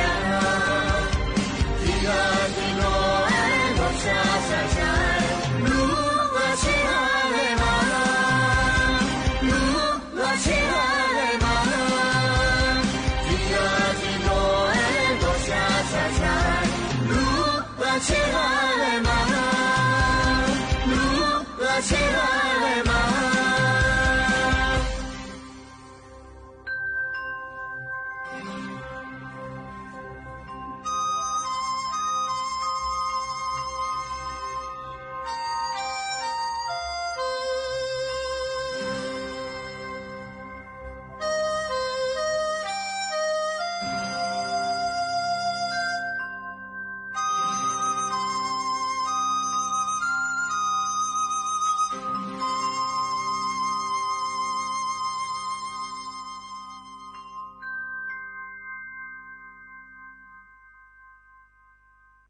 ธนาขอเนี่ยเดืออาคาต่อชาลอคัดทั้งภาคกาชักเกิดต่อชายามหัวชาลาลอยพอเนี่ยปีนาหาดาเกลอจุกานาลุยนาหาบยอดูเยเนียวกาจนอปาลาเนี่ยนาหาลาเยนี้ยนาลุเออุดุธรรมเดเยเนียวเดเธอเนี่ยมาข้อปานนาหาแม่เฟซบุ๊กปานนาหาแม่ลอกันหน้าต่อปานลีเชื่อหลังกันนี่ลองานแน่อายุเชื่อมือแน่ที่คอลอยแล้วพจดามาเยเนียวกันเนี่ยนะก็จะกาดานมาเดเฮก็จะกาดาเนี่ยเฮนะรอเยเนียวเธอเนี่ยการเลือกตั้งแล้วเลยเยนี้เดือไทยมีของเราคือรอสมาชิกสภาผู้แทนราษฎรและขั้วเธอชอเชื่ออันเนาะอย่ากอมยาโปอย่าไอเนี่ยเท้าหลวรอเยเนียวอันเนาะเยบาลานี4 กุมภาพันธ์ล้ออาโคนีพังงายาโกช่วยเงินชอเชื่อมาเดแล้วไอเนี่ยเท้าแม่เนี่ยเยนี้เธอมีเนี่ยรอเยเนียวอันนั้นเฮงกันก็แล้วนะอยู่ว่านาลุไม่เดชมยฮะหลวยลอยอย่างอาขวชี้ขวเนี่ยละต่อปาถ่ายช่อหานะเธอในอยู่ฮะในโจ้เขียละคุยยันเนี่ยอยากจะชี้แม่เนี่ยไอ้ขวนี่เฮงกันมาดอนยาเลยแล้วลอยอย่างน่าเถียนะอยู่ฮะเขียละคุยคนนี้มายาจ้อเลยแล้วนะลอยอย่างเขาเนี่ยถ่ายมีของละคุยมาจ้อเนี่ยชอบมีของจ้อเนี่ยลอยอย่างก็จะไม่จะขอตัวเอี่ยวเลยพอจ้อเอี่ยวโลแล้วนะขอเนี่ยเขาเดือดชดเชยยาเดียเนี่ยไอ้ขอเนี่ยเพื่อมีคุณในชดเชยงาเนี่ยหรอเพื่อมีคุณในชดเชยก็ดูนะเบอร์อันนันติบาลานีสีแล้วอันนันติบาลาหลอกกุมภาพันธ์และขั้วสีอาคนหยิบพังอายากดช่วยเพื่อแล้วถ่ายมีคนเดินในชดเชยแต่ไม่หูทีจอจะไม่บิชดเชยไม่เดียเนี่ยเดไอ้ขอเนี่ยเขาก็ชดเชยอีหมอเดินนะแล้วเนี่ยว่าชมมีคุณในชดเชยเดินนะแล้วชมเนี่ยจะไม่ดอกงาเนี่ยเราชมเนี่ยดอกก็ดูนะขอเนี่ยเธอเนี่ยการลงทะเบียนเลือกตั้งล่วงหน้าและคู่งานเทียเนี่ยจะละเงี้ยอันนั้นนี่เช่เงี้ยนอนเนี่ยชมบิดอ๋อแม่เดียเนี่ยเดถึงก็อันนั้นขาทำพาโดบาลาติเสียงกันนี่เจเนี่ยมันนี่นะขอเนี่ยถึงก็ที่ว่าการอำเภอโลสำนักงานเขตสำนักงานเทศบาลรอเหมือนกันนะขอเนี่ยถึงก็สถานเอกอัครราชทูตและคู่งานเราชมมีคนย่อเดินหน้าเบอร์ถึงก็ตัวอีเนี่ยขอเนี่ยดอจาบีอีเนี่ยมันเงินนะขอเนี่ยเปรสเนียปานในขอเนี่ยใจเนี่ย และขอนี้เหยียดเยอะอินุมนาเบอร์ยออแล้วล้อเหยียดเยอะเธอแหน่ออนไลน์ออกไปในขอนี้จะยาแม่เดเหยียดเยอะเดออนไลน์ออกไปก็ดูนะขอเนี่ยเธอก็เว็บไซต์แล้วคู่ออกไปในขอนี้จะยาล้อมันก็นะขอในแอปพลิเคชันและคู่งานเราในอย่างนี้แอปพลิเคชันออกไปในจะยาก็ดูนะขอเนี่ยแอปพลิเคชันไทยดีรอเหยียดเยอะไทยดีที่พอข้อเนี่ยสมาร์ทโวและคู่เธอที่พอแล้วพระจักรเธอต่อจากปีนี้แม่เดย์เนี่ยเดย์ต่อจากปีนี้เราอย่าเจนรู้จังราจีน่าขอเนี่ยชอเลือกตั้งล่วงหน้าแล้วชมคนเนี่ยชอเชี่ยวเธอเราอย่าเนี่ยก็เธอเดย์เธอก็อันนั้นติบาลาเยเสียชอเชี่ยแม่เนี่ยเราเฮามาดอนเดอไอ้ขอเนี่ยเฮาก็เฮาปนนะเราอย่าเนี่ยเธอก็เนี่ยการลงเสียงประชามติและคู่พระจังอาเสียเนี่ยเธอก็รัฐธรรมนูญสื่อเฮาเกิดมาโลแล้วเราเธอบัวก็ก่อหึมนะขอเนี่ยอันนั้นอย่างเงี้ยที่นอนมันก็น่ามาญาเจอย่างเงี้ยเธอมีเนี่ยล้ออย่างเงี้ยเธอเนี่ยอย่างนี้มาดอนเดี๋ยวนะบ้านเราติดกันในเจ้าหน้าที่การลงประชามติเพื่อมาพยายามงานในอย่างนี้ไอ้ขอเนี่ยล้ออันนั้นติดกันเนาะสอชเชกอาเจียเนี่ยล้ออย่างเงี้ยเธอก็อันนั้นอย่างเงี้ยจะเล่นยังไม่รู้เลยนะขอเนี่ยอายุที่เจียจอมีเนี่ยล้อเลยอย่างนี้เฮหัวแม่เจยังก็สิล้ออย่างเงี้ยเจียมาเจียงไงล้ออันนั้นติดกันสอไม่หุ่นในชดเชยมาเลยมาดังอะไรพอดูให้อันนั้นอย่างเงี้ยไอ้ยามพัฒนาล่างอะไรแล้วรออย่างเงี้ยไอ้ยามพัฒนาเล่งอะไรแล้วรอฮะแต่ก็การลงประชามติแล้วโคตรแต่พัฒนายังไม่รู้ก็หัวงาก็กกตหป้ารอก็เดี๋ยวขอเนี่ยร้านเนี่ยดอกโฮโลเงี้ยร้านแม่ยอมมาล้ออายุมาโฮโลเงี้ยร้านก็รออย่างเงี้ยที่ปแล้วพัฒนาอากาศได้เนี่ยมาเดเนี่ยเดี๋ยวก็ก่อนอาเดที่มีเนี่ยก็ก่อนนะขอในยี่ไม่หัวปานในโซเชียลเดอชมีดอกงาเดแล้วจะกะเอกาได้เนี่ยบิสิบิกาเลเดเนี่ยเดเฮกันในนายามขจราเฮรอเยเนียวอเยชากาเลพระบิดาหาดามาเดเยเนียวเดนิมจีฮก็พอในบิดาหาดาเฮมนารออายุบุษในชางาเยเนียรอเฮก็หมู่อายามฮัจราหรอพอบิดาหาดาในอายามเจียนะขอเนี่ยก็อิมารออุจิยูมือเดยเนียวเดเธอแหน่อาคานุสอล้องานแหน่อายุเชมือแหน่กำยองอุ้มดูแหน่ล้อนาลีเยล้านในวัวหลังเกินนี้แล้วพัดถอนจุรามาเดวัวอีมาเดอุดูทามา我们家看没到脸娘了。啊，接着得学到，俺们看没见到。我好晓得。快点，快点。前面。就妈咪正啊的都在下巴啦，红哎哦，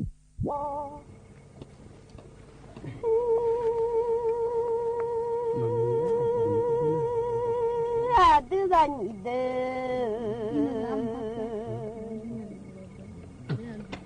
我下巴啦红哎，让你在下那么有呀。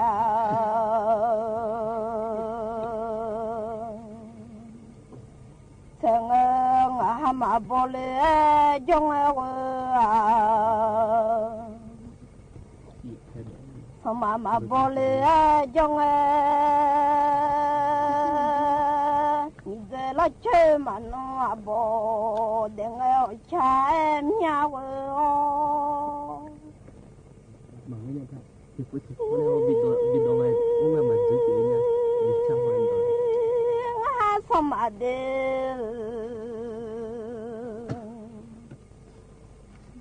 马宝米在家，你在看啥弄怎么个面啊？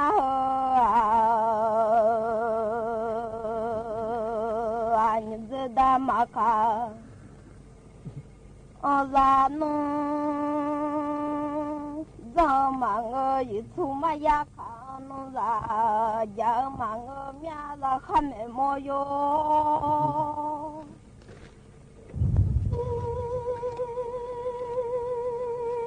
好晓得，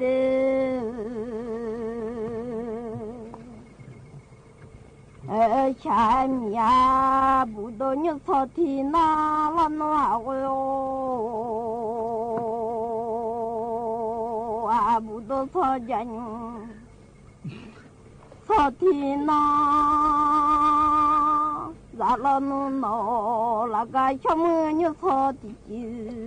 咱老弄啊吃草，咱弄脏爱嘞。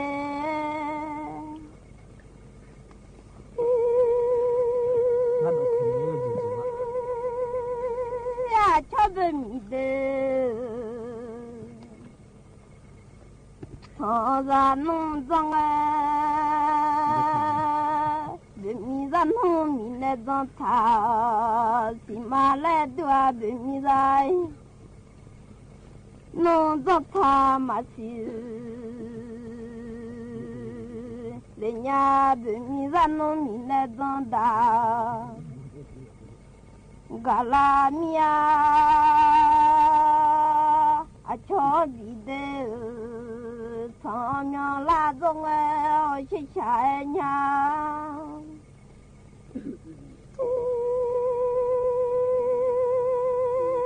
พี่มีลาญาโอมิเนโดทามาเลดัวบิมลาโดทามาสิเลโลมียบิมลามีเนโดดากะญามิจังเฮามาเลียทอมาลาจาเวโลปิโอ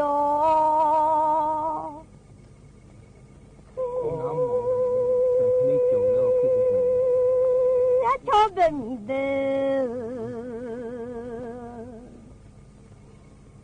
ทอรานุจา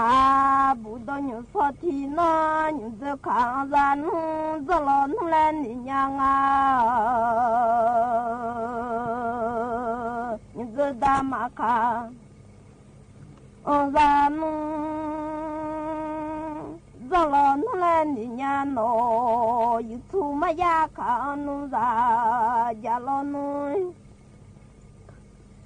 และดุนยาจอมามิเจงอาหายติดลานุยจะดามาเด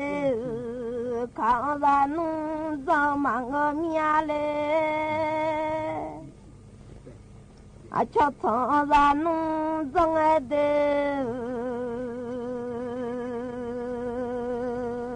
อาชอบมีทองอรานุจังเบมีรานุจะทำมาสิเบมีรานุมีเนจอยดากาดามากันนาบงขจาชินาลานุมาบนยาโนอาชอบดิสองลาจงใช้ชายญาดิมลาโดทายมาสิเลญาดิมลามีเนโดดากาดามากันนาบงขจา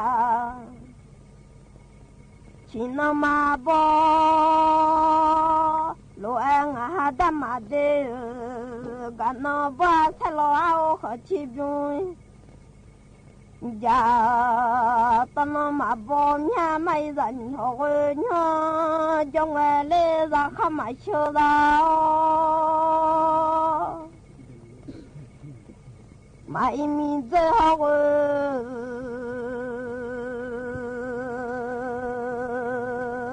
ยุงขัดสอง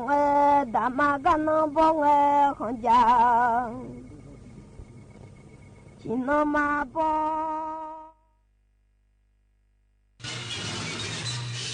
สถานีวิทยุกระจายเสียงแห่งประเทศไทยและเครือข่ายทั่วประเทศเสนอข่าวต้นชั่วโมงรู้เร็วรู้จริงเกาะติดทุกสถานการณ์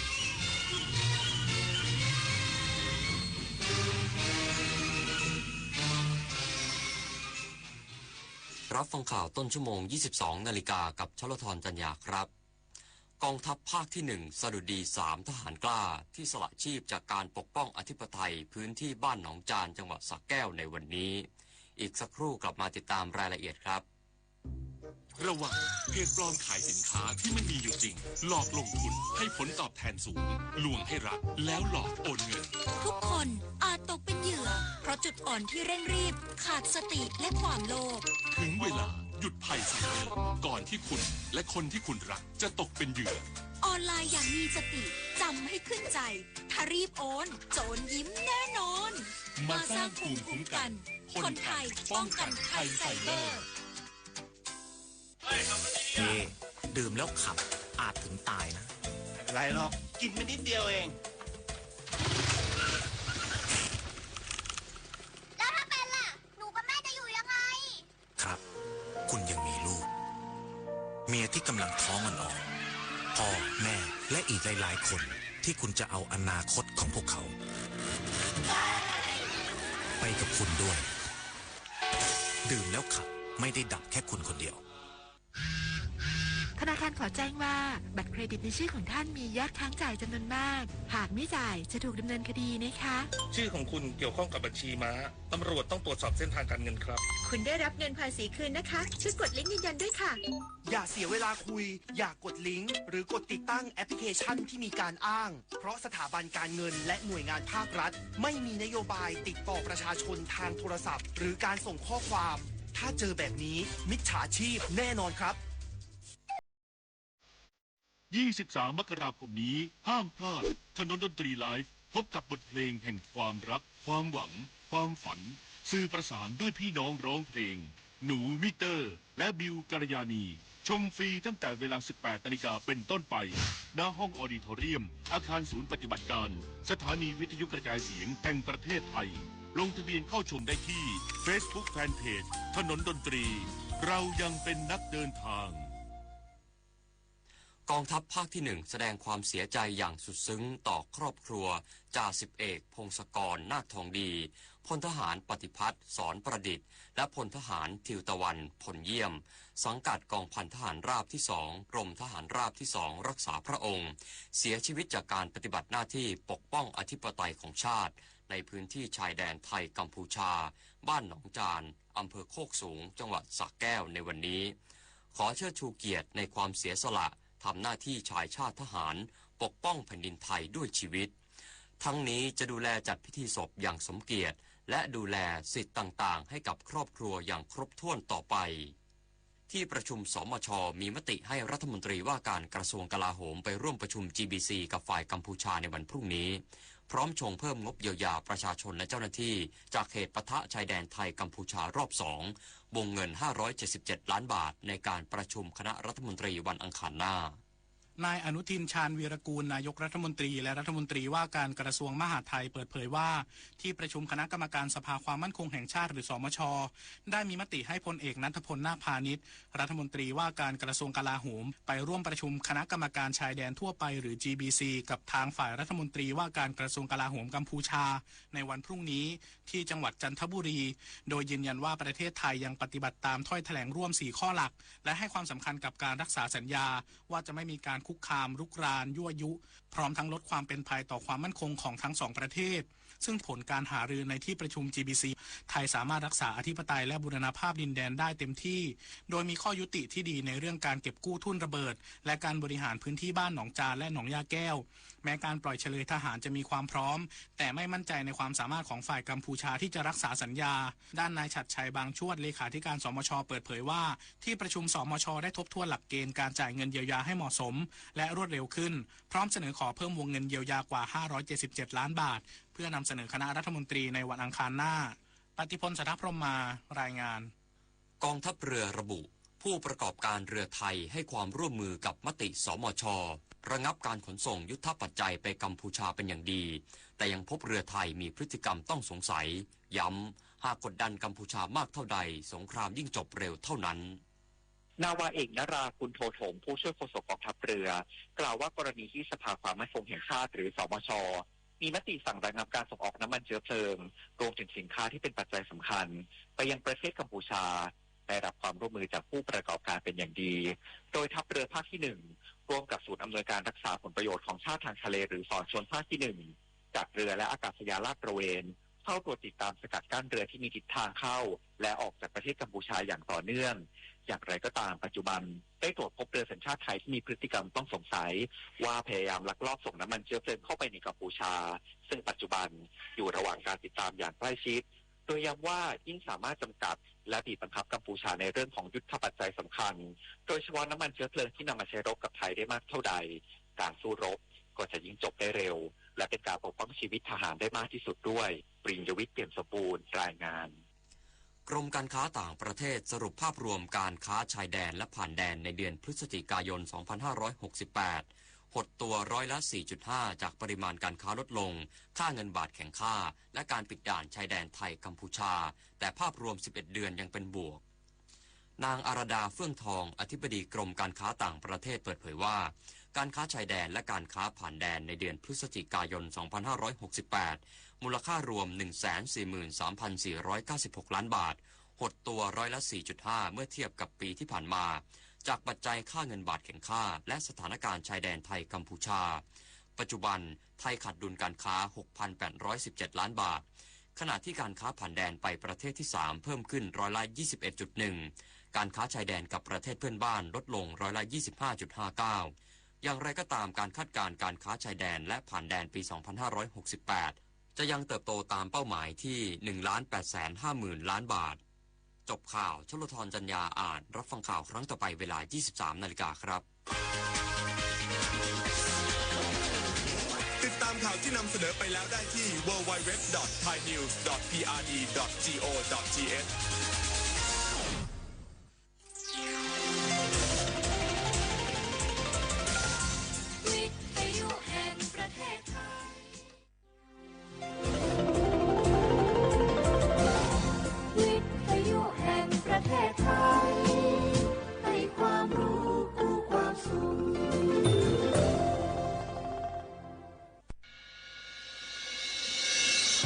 สถานีวิทยุกระจายเสียงแห่งประเทศไทยจังหวัดเชียงใหม่ AM 1476 กิโลเฮิรตซ์สถานีวิทยุภาคภาษาชาติพันธุ์แห่งเดียวในประเทศไทยที่มีความทันสมัยเชื่อถือได้สร้างอัตลักษณ์กลุ่มชาติพันธุ์สู่สากล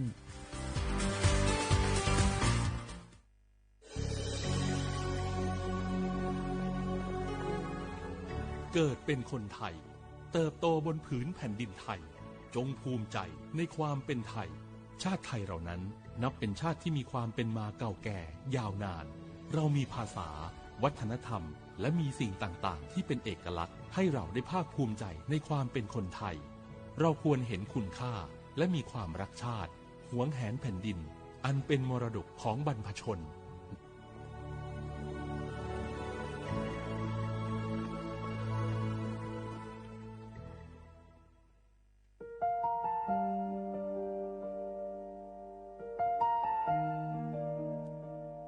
ขอน้อมเกล้าถวายอาลัย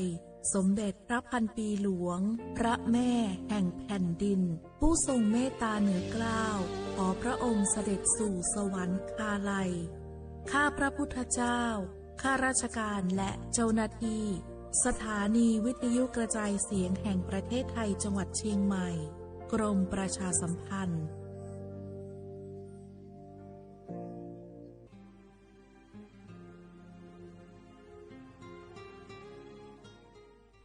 This is a moment of profound grief for the Kingdom of Thailand. We, the collective voices of Radio Thailand Chiang Mai, join the Thai nation in mourning the passing of our beloved Queen Martha, Her Majesty Queen Sirikit. Her life was a testament to the unwavering service, grace, and deep love for the Thai people. Our humble condolences and thoughts are with His Majesty the King, the royal family, and all the Thai people during this deeply sorrowful time. We will remember her forever. เฮาข้าพี่น้องเจ้าคือไตมีตั้งหม่องเจออันเจ้านางหอคำสมเด็จพระนางเจ้าสิริกิติ์พระบรมราชินีนาถพระบรมราชชนนีพันปีหลวงเลยเข้าสวนหมักหักคำนนเพกว่า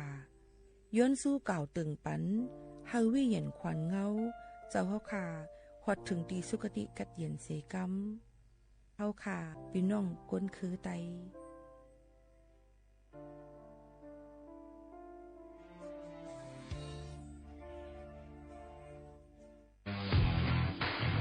รัฐบาลไทยประกาศสงครามสแกมเมอร์รัฐบาลจึงได้ประกาศสงครามกับสแกมเมอร์ในฐานะที่สแกมเมอร์เป็นวาระแห่งชาติและในวันนี้ผมก็ได้ใช้โอกาสนี้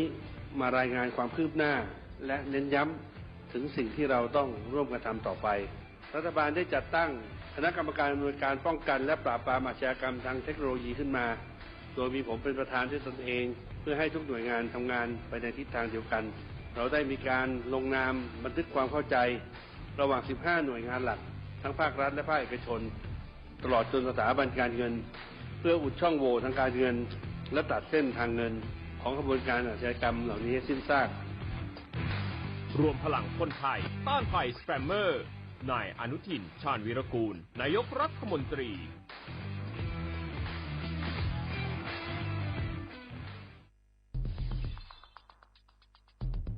แค่ 3 ปีความเสียหายจากอาชญากรรมไซเบอร์ของคนไทยพุ่งทะลุถึง 94,000 ล้านบาทหรือเฉลี่ยปีละ 30,000 ล้านบาททุก1ชั่วโมงเราเสียเงินกว่า 3.4 ล้านบาทให้กับมิจฉาชีพออนไลน์โจรไม่เห็นใจคนอาชีพไหนอายุเท่าไหร่สถานะทางการเงินแบบใดหมอพ่อค้านักธุรกิจ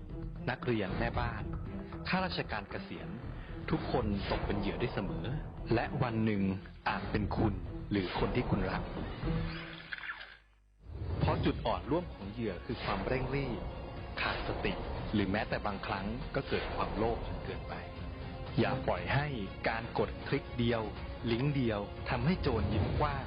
วันนี้ถึงเวลาแล้วที่คนไทยทุกคนจะต้องร่วมมือกันสร้างภูมิคุ้มกันอาชญากรรมไซเบอร์ช่วยกันหยุดก่อนที่ภัยไซเบอร์จะทำให้คนที่คุณรักและตัวคุณเองกลายเป็นเหยื่อ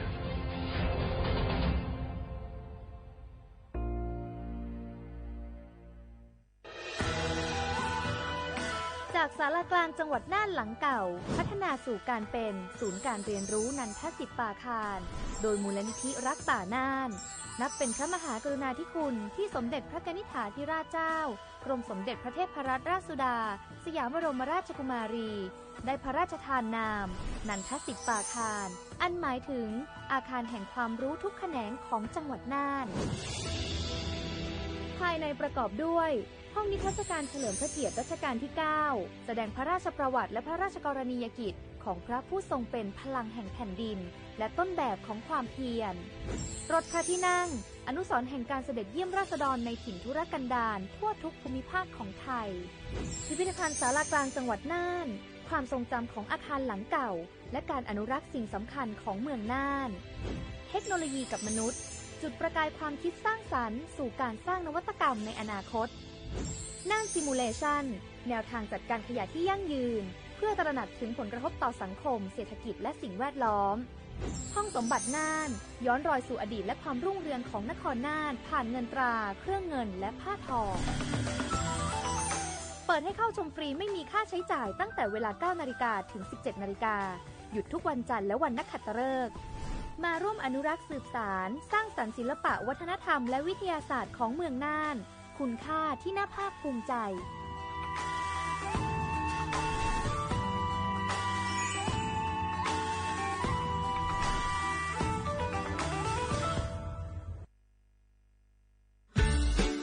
คำขวัญวันเด็กแห่งชาติปีพุทธศักราช 2569 รักชาติไทยใส่ใจโลกสถานีวิทยุกระจายเสียงแห่งประเทศไทยจังหวัดเชียงใหม่ขอเชิญน้องๆหนูๆร่วมงานวันเด็กแห่งชาติประจำปี 2569 ในวันเสาร์ที่ 11 มกราคม 2569 เวลาตั้งแต่ 8 โมงจนถึงเที่ยงกิจกรรมตอบคำถามเล่นเกมลุ้นรับของรางวัลมากมายแล้วพบกันนะคะ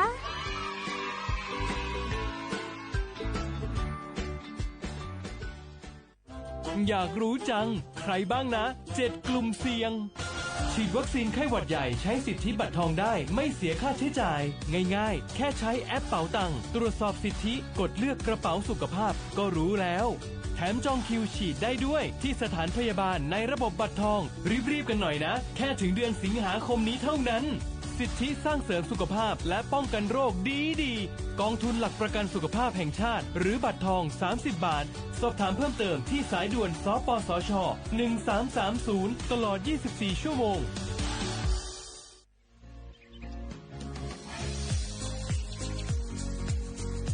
จำหนังเปิงมติครม.มื้อวันที่29เดือนธันวาคม12สิงหาคมไป67เฮาฮิปเน็ตแกลิดปัญหาสถานะและสัญชาติคนอันอยู่ดั้งเมืองจึงไทยจอมาตรา17นั่นตอนตาพี่น้องเฮาเขาอันเข้ามาอยู่ดั้งเมืองไทยหึงนั้นและมีไว้เข้าจอมเปิงเฮากว่ายืนย้อนสถานะต่างดาวเขาเมืองถูกแม่นจอมเปิงไล่ตอนตาลูกอ่อนอันเกิดตั้งเมืองจึงไทยมีอำนั้นก็แม่มีไว้ทะเบียนประวัติบุคคลไม่มีสถานะทางทะเบียนอำนั้นไว้10ปีถูกแม่นยาวในจึงเฮากว่ายืนย้อนสัญชาติไทยจอมหนังมาตรา7ทวิไล่พออยู่ตั้งกรุงเทพมหานครกว่ายืนไล่ตีสำนักบริหารการทะเบียนกรมการปกครองพออยู่ตั้งต่างเจตวันในจึงกว่ายืนไล่จอมหนังวัดไว้อันเปิ้นออกปันเฮาคานั่น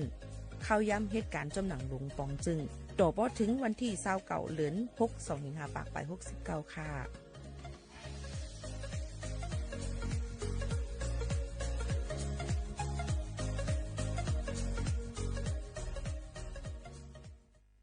พี่น้องเขาสนใจใครปืนเผาผ่านตั้งห้องปล่อยเซ็งสวทเก้งใหม่ปั่นตั้งหู้ห่มปลาดังมีดังซื้อถ่อมแจ้งแล้งหลีกว่าไก่ในปืนตีเจดอนเก้งใหม่กับสืบมาเลยดี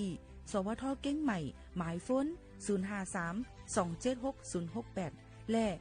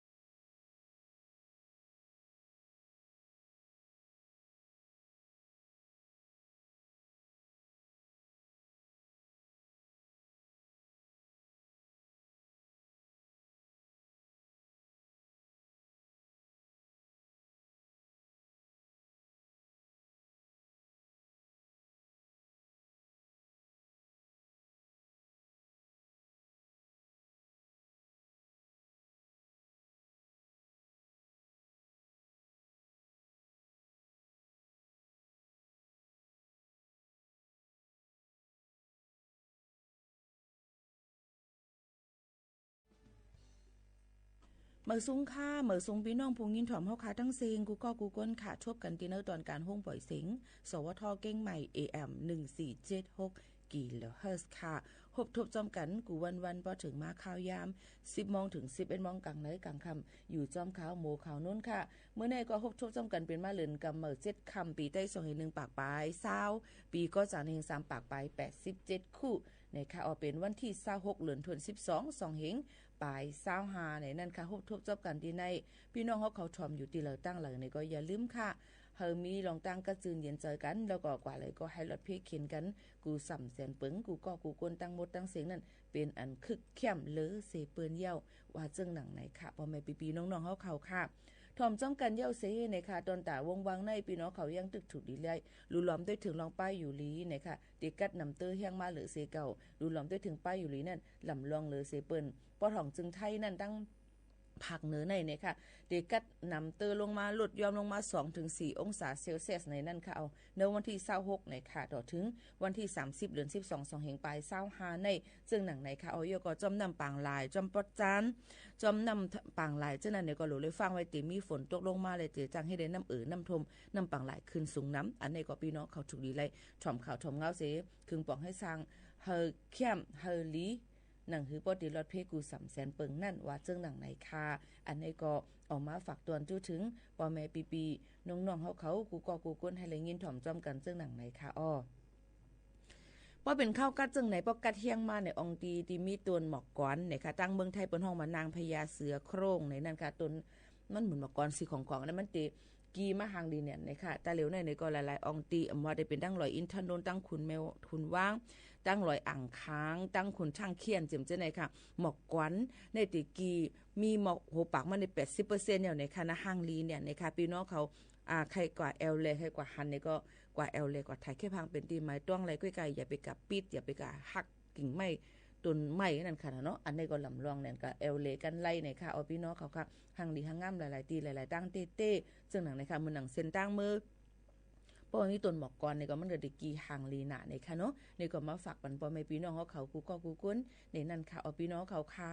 เยอะก็เที่ยงลองนึงนั่นในค่ะย่ำพองตะเหลวค่ะเนาะพี่น้องเขาค่ะเมื่อในเป็นวันลื่นสุดตอนตาเตลงเส้นใส่หมายก้นอันเป็นแห่งการยันมึงอันลูกมาตั้งเมืองโฮมตูเมียนมาเมืองลาวและเมืองเวียดนามในนั่นค่ะพี่น้องเขาไปมีวัดไหวอีสังวัดไหวมดอายุเต็มเจ้าในอย่าลืมกว่าลงเส้นจือเส้นสายไหมนะคะเฮ็ดวัดเฮ็ดไหวกันเมื่อในเป็นวันลื่นสุดเย้าในนั่นค่ะตอนตาแห่งการยันเมืองในค่ะยืนกว่าอะไรที่ www.eworkpermit.dog.to.th ในก็ไล่ในนั่นค่ะอันในลำล่องตอนแต่พี่น้องแห่งการยันเมืองเขามันก็ถามว่าจงเปิ้นไปเฮ็ดวัดใหม่ค่ะจงเปิ้นไปเฮ็ดวัดใหม่ตาเลยเปิ้นเปิดเฮ็ดเมื่อในเป็นวันลื่นสุดตอนแต่ได้ลงเส้นจือเส้นสายไม้เหตุการณ์อันเป็นแห่งการยันเมืองโฮมตุ้มมาดังเมืองโฮมตุ้มเมียนมาเมืองลาวและเมืองเวียดนาม3จึงเมืองในข่าวพี่น้องเขาอันในก็เอามาฝากฟังไว้ปันพ่อแม่ปีๆน้องๆเขากูก็กูก้นตั้งหมดตั้งเสียงจึงหนังไหนค่ะการตั้งลิกุโสเทียงอันหนึ่งก็จะเป็นวันเกิดเจ้าสินธรรมคูวาวุนจุ่มเฮาเขานั่นไหนค่ะเนาะตีขอบครบ62ปีตีเมืองพงเนี่ยค่ะปังวิจาต้ามังกราวันเกิดเจ้าสินธรรมคูวาวุนจุ่มขอบครบทนถึง62ปีนั่นเตจัดเฮ็ดกว่าตีวัดพระธาตุลอยเลิงเนี่ยค่ะเมืองพงเจตอนเจเว้งแต่ขี้เล็กเมืองใต้ปอดออกนั่นในวันที่1ถึงวันที่6เลิน1-2 เหงปลาย26ในนั่นค่ะพี่น้องเขาค่ะจะกล่าวคู่ว่าเจ้าเขาก็เตรียมต่างไว้ว่าปังป้อยวิจาต้ามังกราวันเกิดคู่ว่าเจ้าเตมิววันที่1ต่อถึงวันที่6เดือนธันวาคม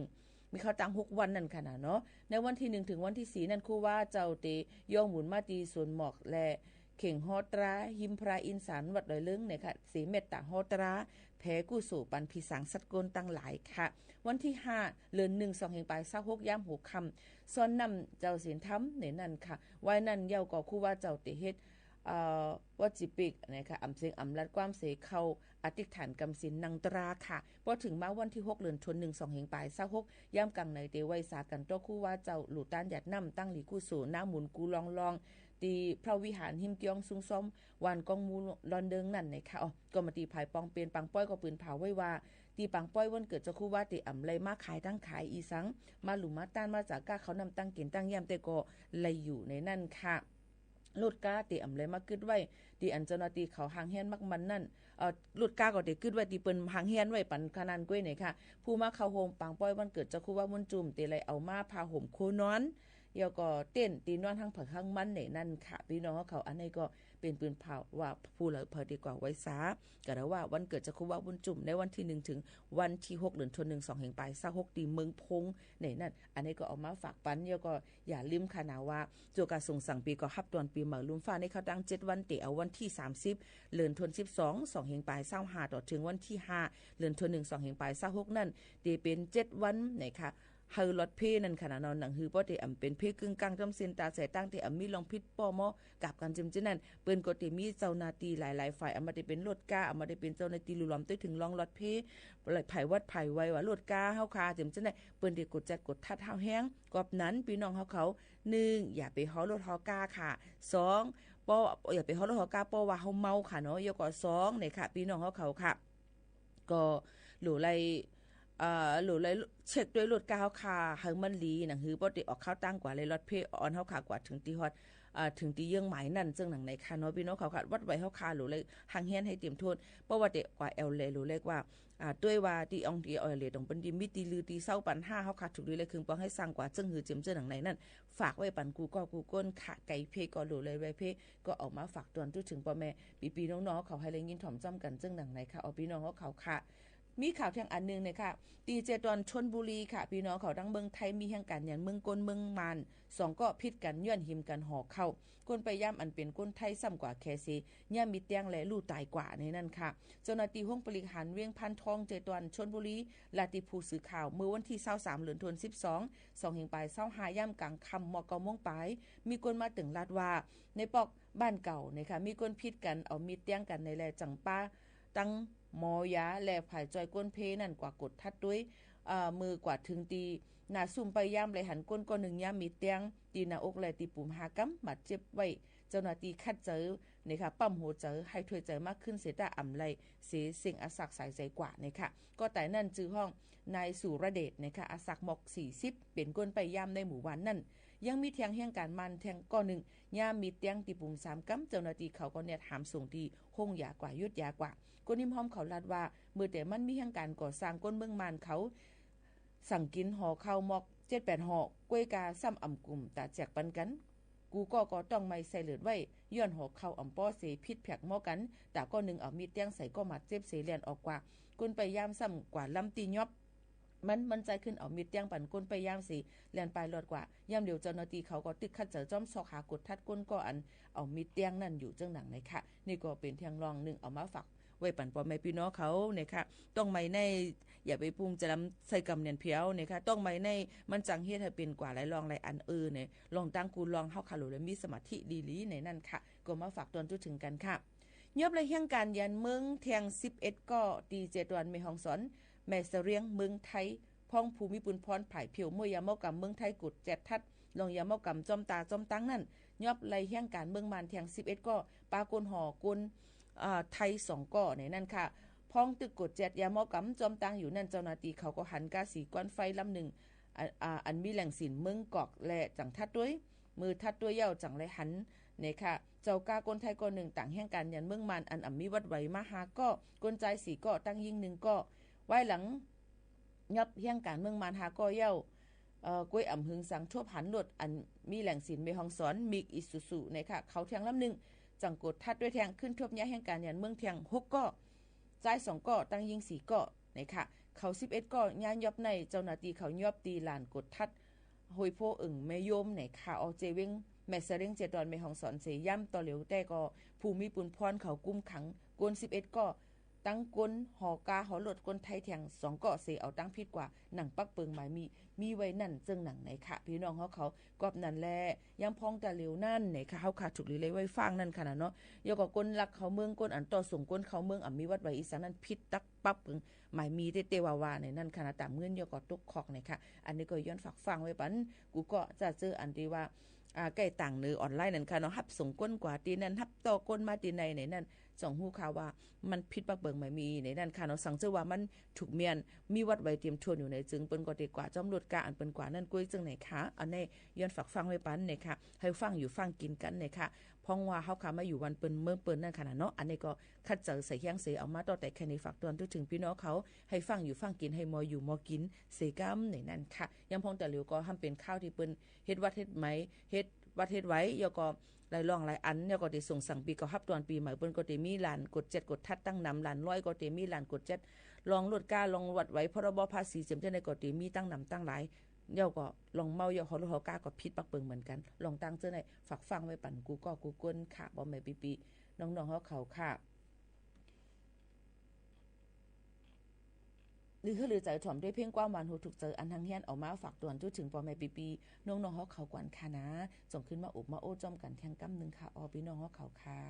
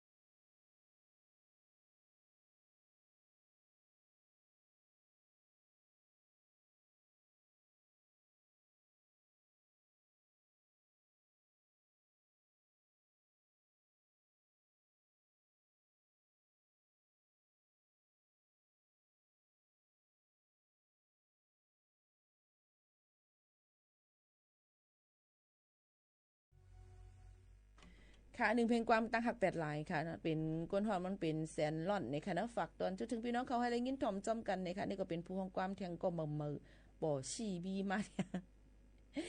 มีมาเทียงจังไหนค่ะเนาะพี่น้องเขาก็นี่ก็มาฝากตอนจนถึงกูก็กูก้นเจ้าหนังไหนค่ะเอาพี่น้องเขาค่ะมีเผยเทียงในค่ะตอนตาพี่น้องเขาต้องตักกันเข้ามาไม่ซุงค่ะไม่ซุงหลายตีหลายตั้งที่ต้องตักกันเข้ามาในตอนการเข้าคาตีในค่ะอยู่ดีเก้งใหม่ค่ะเนาะเพิ่นถามว่าเป็นหมู่เขานั้นอยู่ไว้ตีเลยค่ะในค่ะค่าอยู่เหตุการณ์ไว้อยู่ดีเก้งใหม่ห้องปล่อยเสียงเก้งใหม่ AM 146กิโลเฮิรตซ์นะคะเส้นทางประชาสัมพันธ์จังการเก้งใหม่50100หมายโฟนกับ053276007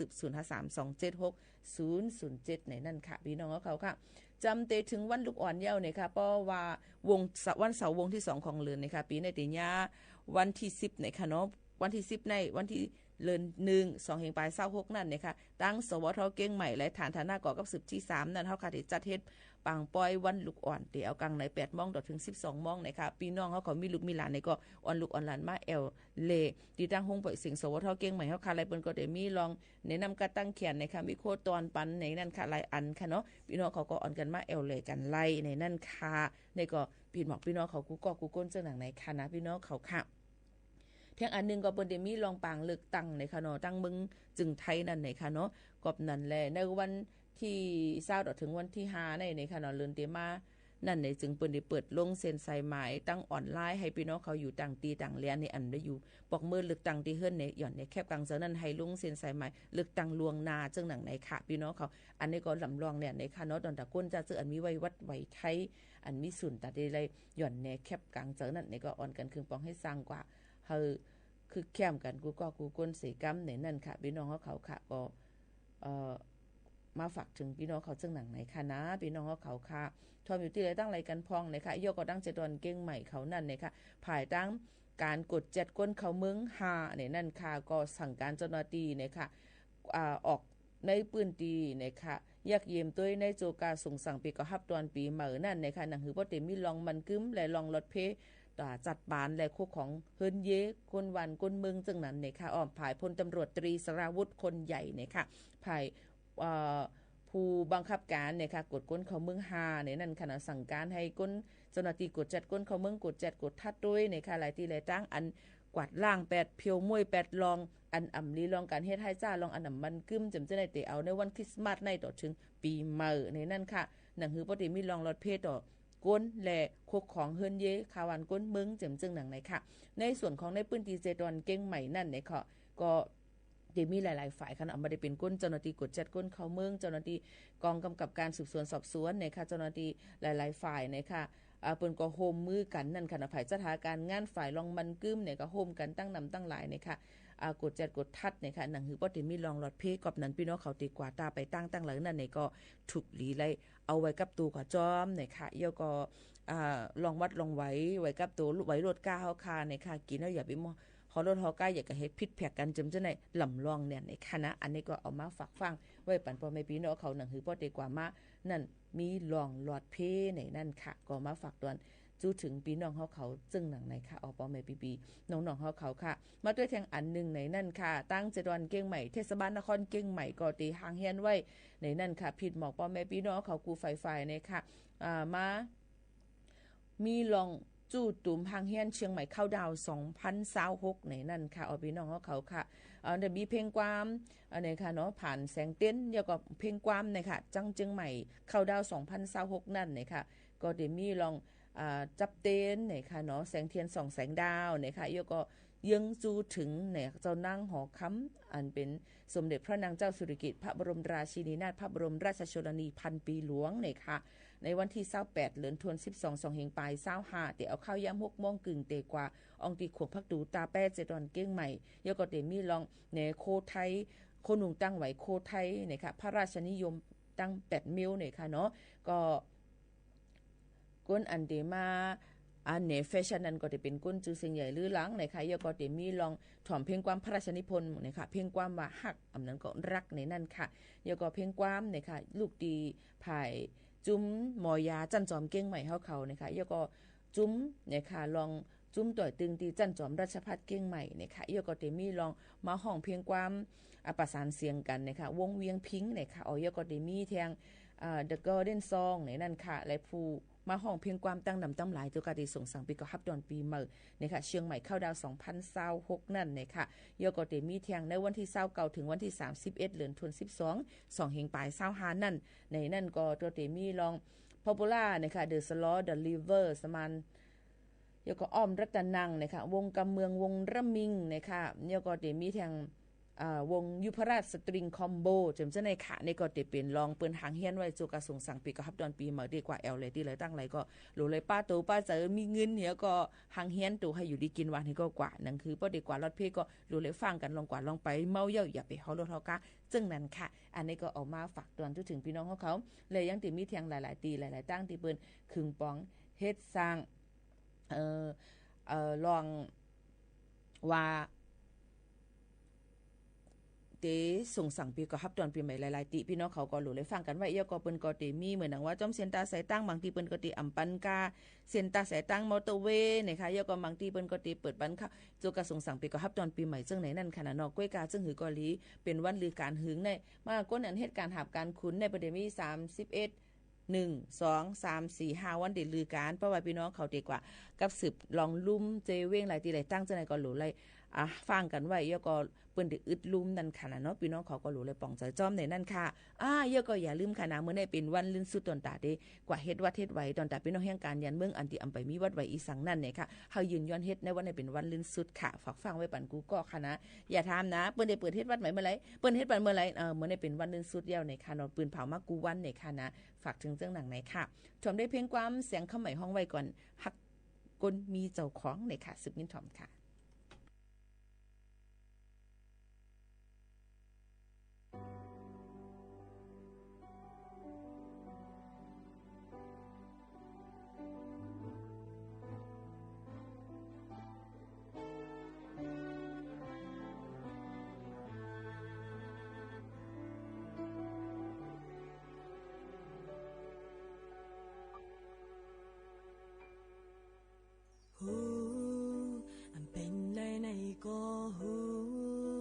曾浸氣含思讚，沒托登晚，對攬嚟晒大晚，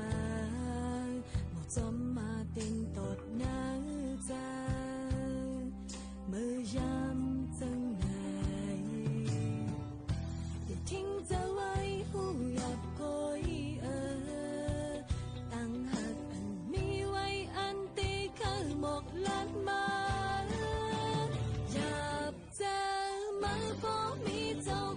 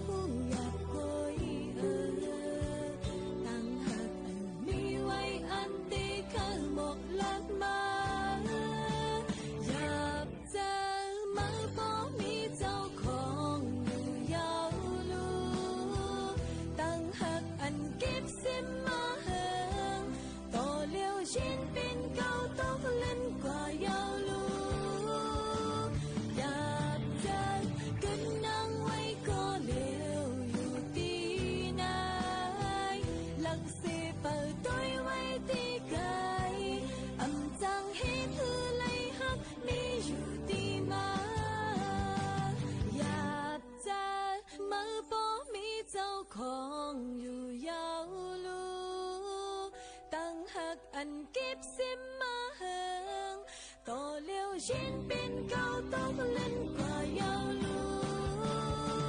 入正跟能为个了有地内，冷死不对为地改，暗藏黑土来黑你有地吗？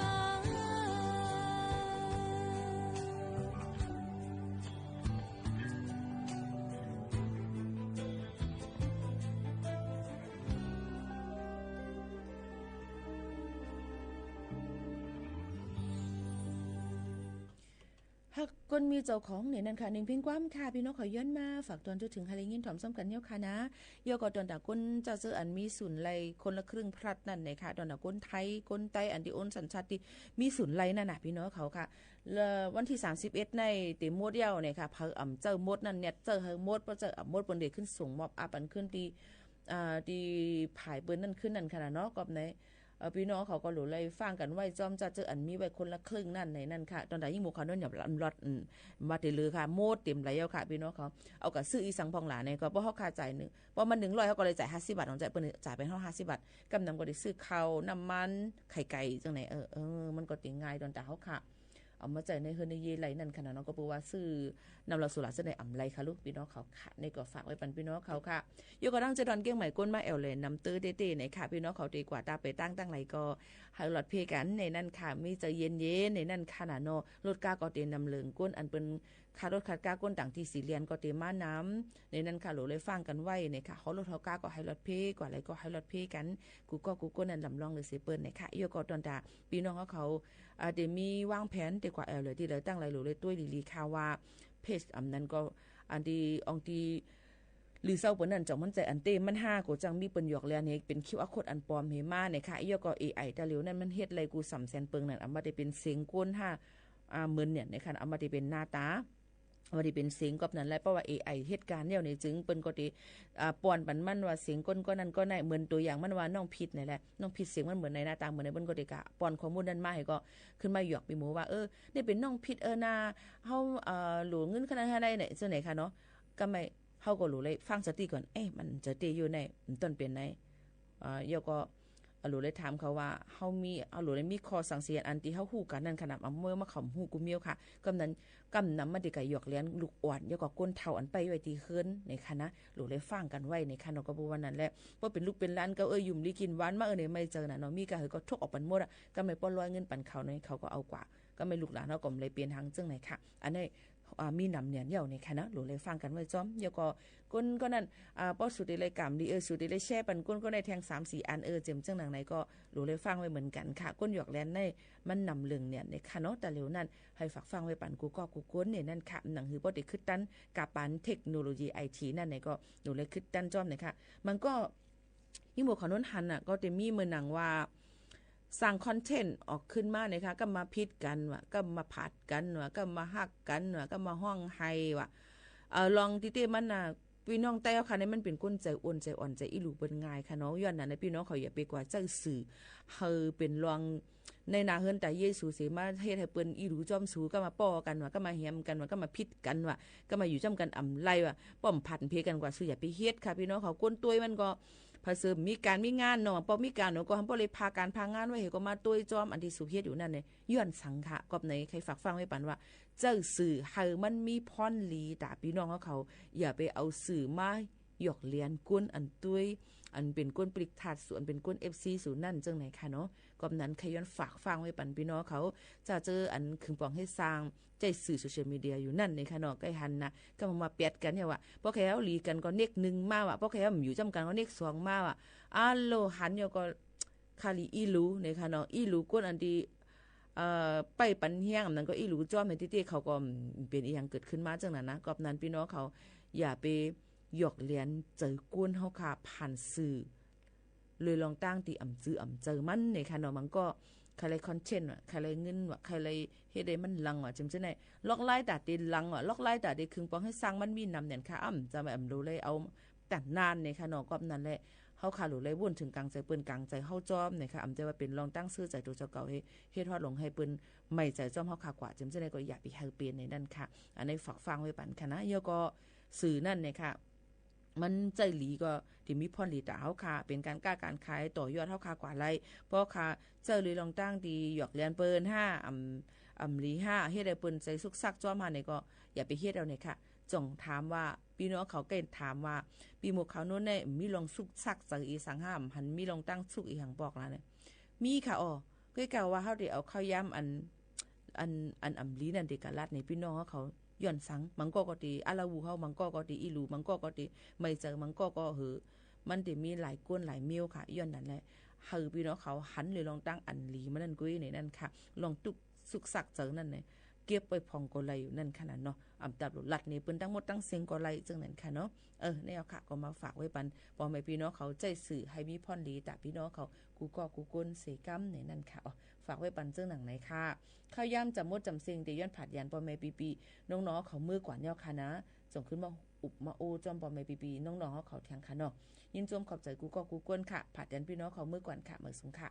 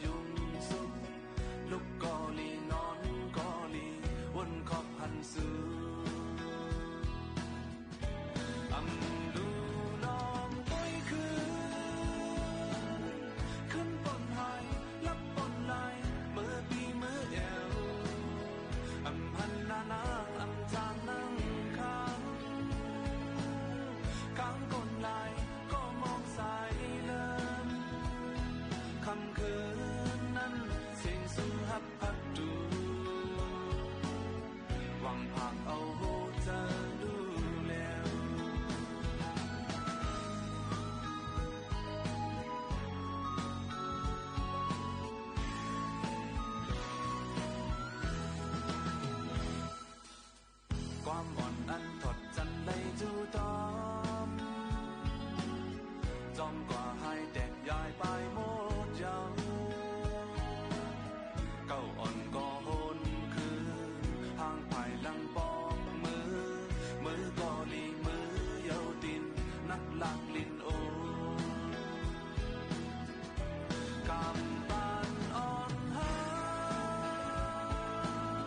ก็ตั้มเจอตั้มวางเลยเจอฮักเป็นสู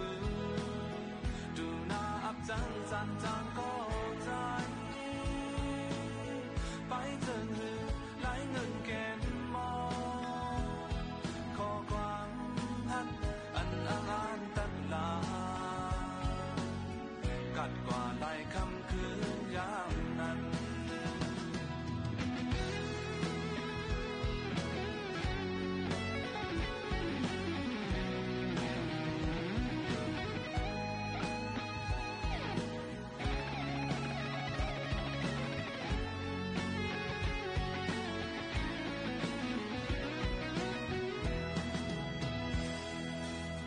ความอ่อนอันถดจันเลยจูตอม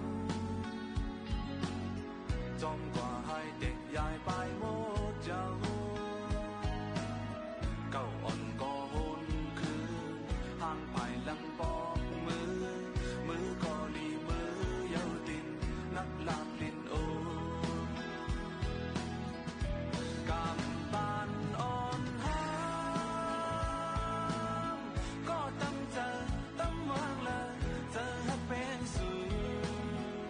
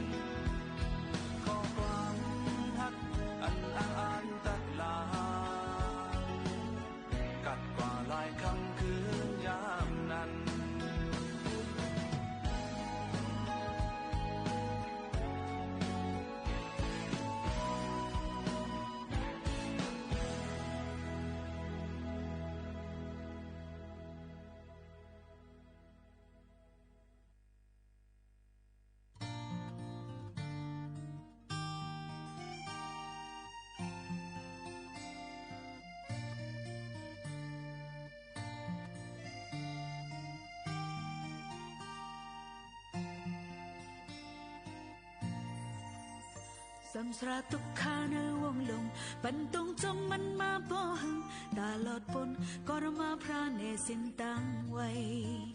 โจหนึ่งข้าวยำกำแพบตาเกิดเป็นคนมากำเก็บอ่อนปีลงลึงเฮ็ดจมตลาเนสินตังไว้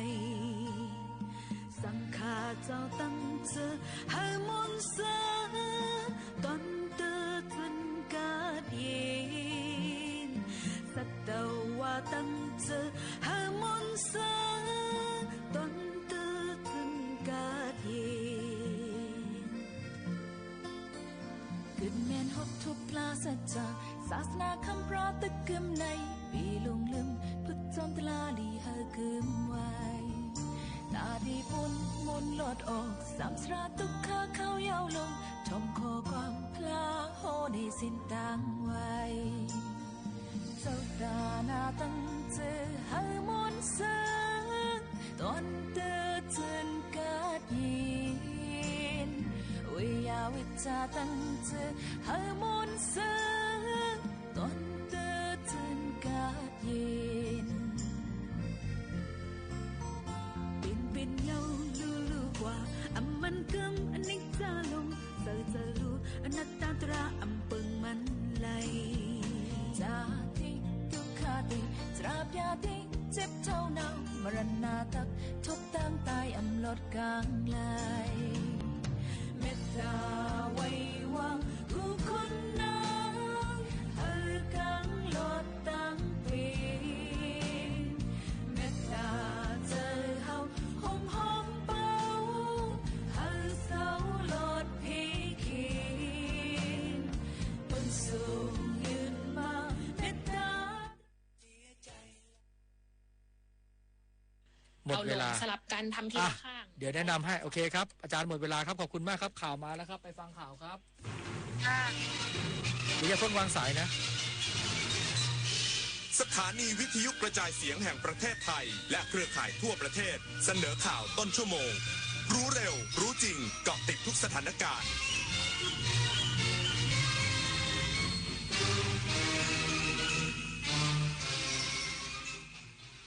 รับฟังข่าวต้นชั่วโมง 23 นาฬิกากับชลธรจัญญาครับอธิบดีกรมศิลปากรยืนยันพร้อมบูรณะปราสาทตาควายทันทีเมื่อปฏิบัติการทางทหารสิ้นสุดลงอีกสักครู่กลับมาติดตามรายละเอียดครับระวังเพจปลอมขายสินค้าหรือบริการที่ไม่มีอยู่จริงระวังวิดีโอคอลลวงเงินเหยื่อระวังหลอกลงทุนอ้างผลตอบแทนสูงเพราะวัยไหนอาชีพอะไรก็ต้องเป็นเหยื่อของโจรออนไลน์ได้ระวังตัวก่อนคลิกทุกครั้งตั้งคำถามก่อนเชื่อทุกข้อความอย่ารีบจนขาดสติก่อนโอนทุกบาทเจอโจรออนไลน์แจ้งตำรวจไซเบอร์ 1441 ตลอด 24 ชั่วโมงจำไว้ให้ขึ้นใจรีบโอนโจรยิ้มสุขภาพดีเริ่มตั้งแต่วันนี้โดยเฉพาะผู้สูงอายุแค่ลุกขยับวันละนิดเดินช้าๆแต่สม่ำเสมออย่าเครียดเลือกกินให้ถูกหลักพักผ่อนให้เพียงพอที่สำคัญต้องไม่ลืมตรวจสุขภาพประจำทุกๆปีเพราะการใส่ใจดูแลเล็กๆเหล่านี้ช่วยให้ผู้สูงอายุมีสุขภาพจิตที่สดใสสุขภาพกายที่แข็งแรงมาร่วมกันทำให้ทุกวันมีคุณภาพมากขึ้นด้วยการดูแลสุขภาพกันในวันนี้เพื่อให้พรุ่งนี้ท่านยิ้มกันได้อย่างเต็มที่นี่น้องทั้งเมาทั้งง่วงแบบนี้พี่ว่าอย่าขับรถเลยนะโอ้ยนิดหน่อยครับพี่ใกล้ๆแค่เนี้ยผมขับได้สบายมากครับพี่ว่าอย่าดีกว่านะผมไว้ไปก่อนนะพี่แค่เสี้ยววินาทีที่ชีวิตของคุณและใครบางคนอาจเปลี่ยนไปเพราะความประมาทเมาง่วงไม่ขับนะคะชีวิตมีค่ากว่าความร้อนใจ23 มกราคมนี้ห้ามพลาดถนนดนตรีไลฟ์พบกับบทเพลงแห่งความรักความหวังความฝันสื่อประสานด้วยพี่น้องร้องเพลงหนูมิเตอร์และบิวกัลยาณีชมฟรีตั้งแต่เวลา 18 นาฬิกาเป็นต้นไปณห้องออดิทอเรียมอาคารศูนย์ปฏิบัติการสถานีวิทยุกระจายเสียงแห่งประเทศไทยลงทะเบียนเข้าชมได้ที่ Facebook Fanpage ถนนดนตรีเรายังเป็นนักเดินทางอธิบดีกรมศิลปากรยืนยันพร้อมบูรณะปราสาทตาควายทันทีเมื่อปฏิบัติการทางทหารสิ้นสุดลง ระบุไม่ควรมีโบราณสถานใดได้รับผลกระทบจากการสู้รบเช่นกรณีที่กัมพูชานำมาใช้เป็นที่มั่นทางทหารนายพนมบุตรจันทรโชติอธิบดีกรมศิลปากรเปิดเผยว่าการที่ฝ่ายกัมพูชาละเมิดกติกาสากลโดยใช้ปราสาทตาควายจังหวัดสุรินทร์เป็นฐานปฏิบัติการทางทหารสะสมอาวุธรวมถึงวางทุ่นระเบิดทำให้ปราสาทตาควายได้รับความเสียหายนั้นเป็นสิ่งที่ไม่ควรเกิดขึ้นไม่ควรมีโบราณสถานใดในโลกนี้ต้องถูกทำลายเพราะสงครามอย่างไรก็ตามยืนยันว่าด้วยความสามารถของกรมศิลปากรและเทคโนโลยีปัจจุบัน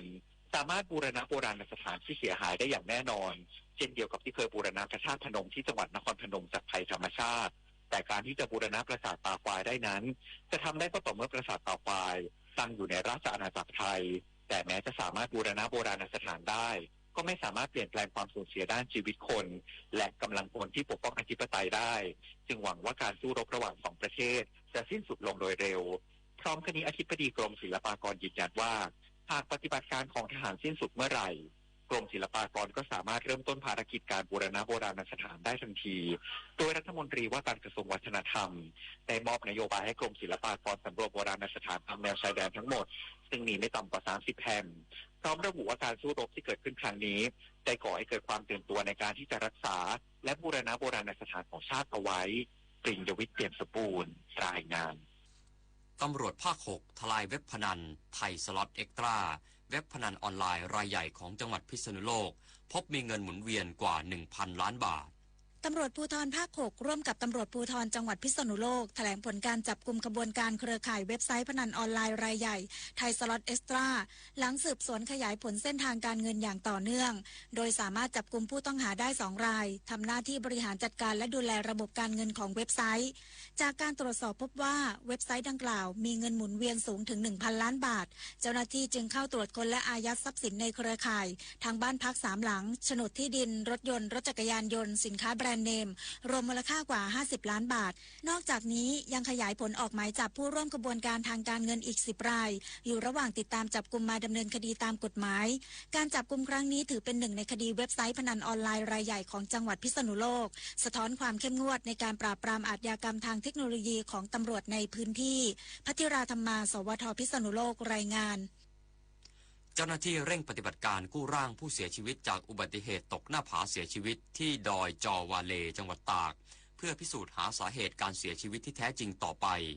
จากกรณีที่เกิดเหตุนักท่องเที่ยวประสบอุบัติเหตุตกหน้าผาเสียชีวิตที่ดอยจอวาเลแหล่งท่องเที่ยวทะเลหมอกในพื้นที่อำเภอท่าสองยางจังหวัดตากซึ่งเจ้าหน้าที่ตำรวจสถานีตำรวจภูธรแม่เมยได้รับแจ้งจากเจ้าหน้าที่ป้องกันและบรรเทาสาธารณภัยตำบลท่าสองยางว่ามีเหตุนักท่องเที่ยวพลัดตกเหวและเสียชีวิตบริเวณจุดกลางเต็นท์ดอยจอวาเลทราบชื่อภายหลังคือนางสาวสโรชาขอสงวนนามสกุลอายุ22ปีเป็นชาวตำบลมะขามเตี้ยอำเภอเมืองจังหวัดสุราษฎร์ธานีเบื้องต้นได้ประสานหน่วยงานที่เกี่ยวข้องร่วมเดินทางตรวจสอบที่เกิดเหตุและชันสูตรศพแต่เนื่องจากที่เกิดเหตุอยู่ห่างจากเขตชุมชนต้องใช้เวลาเดินเท้าประมาณ 7-6 ชั่วโมงล่าสุดวันนี้เจ้าหน้าที่ตำรวจเจ้าหน้าที่งานป้องกันและบรรเทาสาธารณภัยองค์การบริหารส่วนตำบลท่าสองยางและหน่วยกู้ชีพเพชรเกษมได้เริ่มแผนดำเนินการปฏิบัติการกู้ร่างผู้เสียชีวิตออกจากพื้นที่เพื่อนำส่งโรงพยาบาลท่าสองยางเพื่อพิสูจน์หาสาเหตุการเสียชีวิตที่แท้จริงต่อไปดิเรกปินตาแก้วสวทแม่สอดรายงานจบข่าวชลธรจัญญาอ่านรับฟังข่าวครั้งต่อไปเวลา 6 นาฬิกาครับติดตามข่าวที่นำเสนอไปแล้วได้ที่ www.thainews.prd.go.th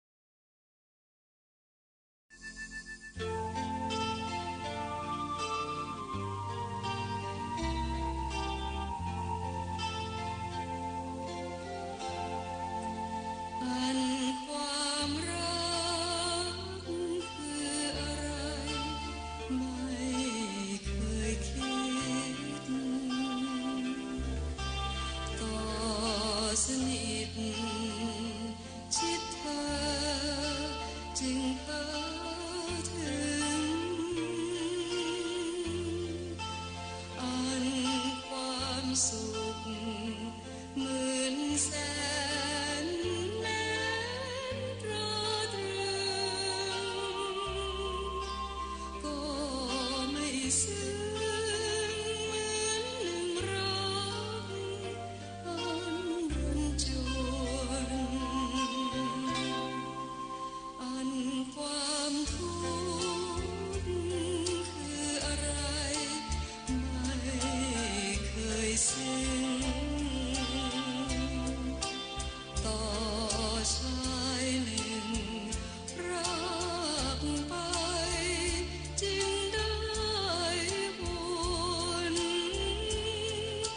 อันรุดสุดสง่าอื่นทั้งมวลก็ไม่ชวนชื่นชมพิรมฤดี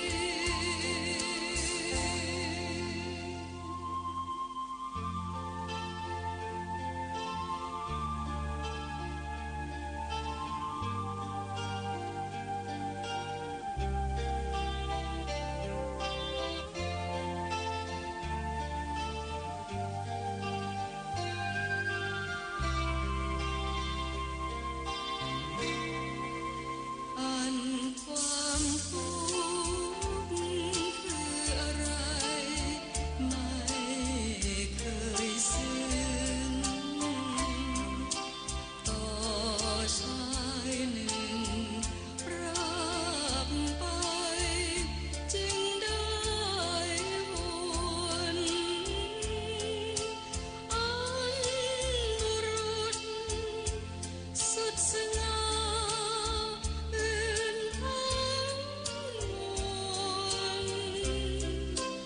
ก็ไม่ชวนชื่นชมพิรมฤดี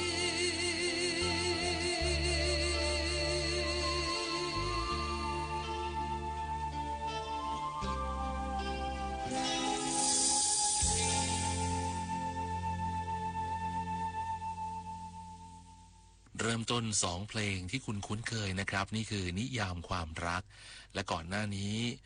เพลงจงรักนะครับ2เพลงจากทิพวรรณปิ่นพิบาล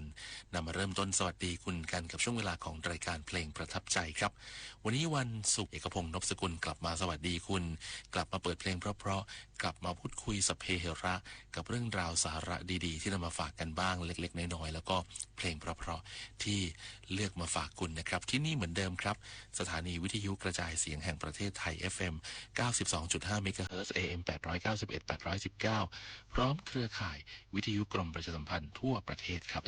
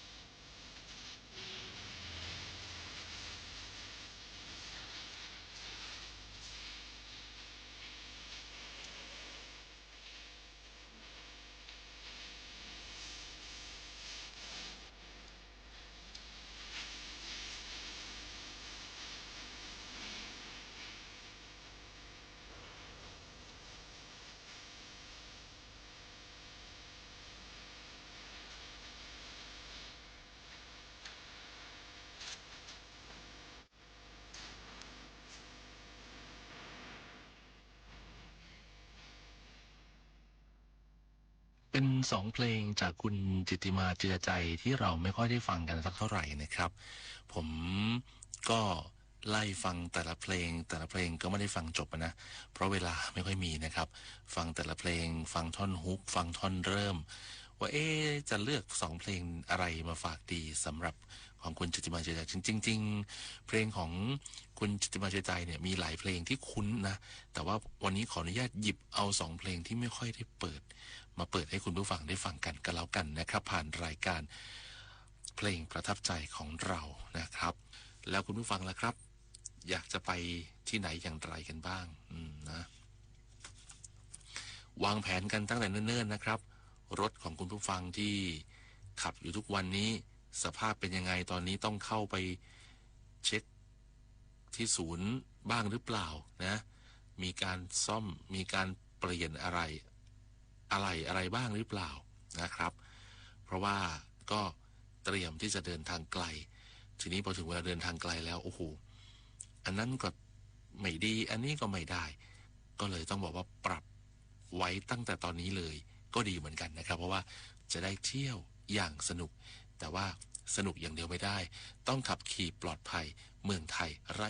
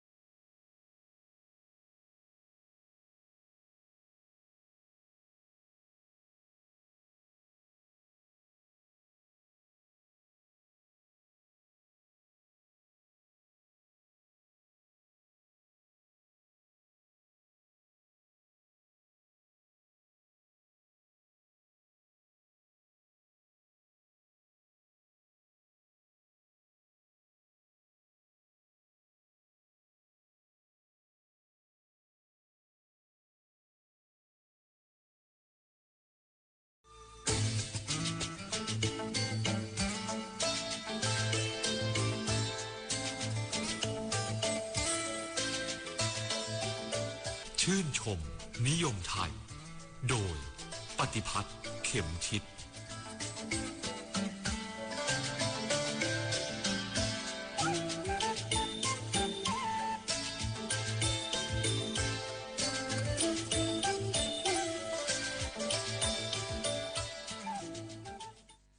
วัสดีครับชื่นชมนิยมไทยวันนี้เกิดข้อคำถามขึ้นมานะครับคุณผู้ฟังว่า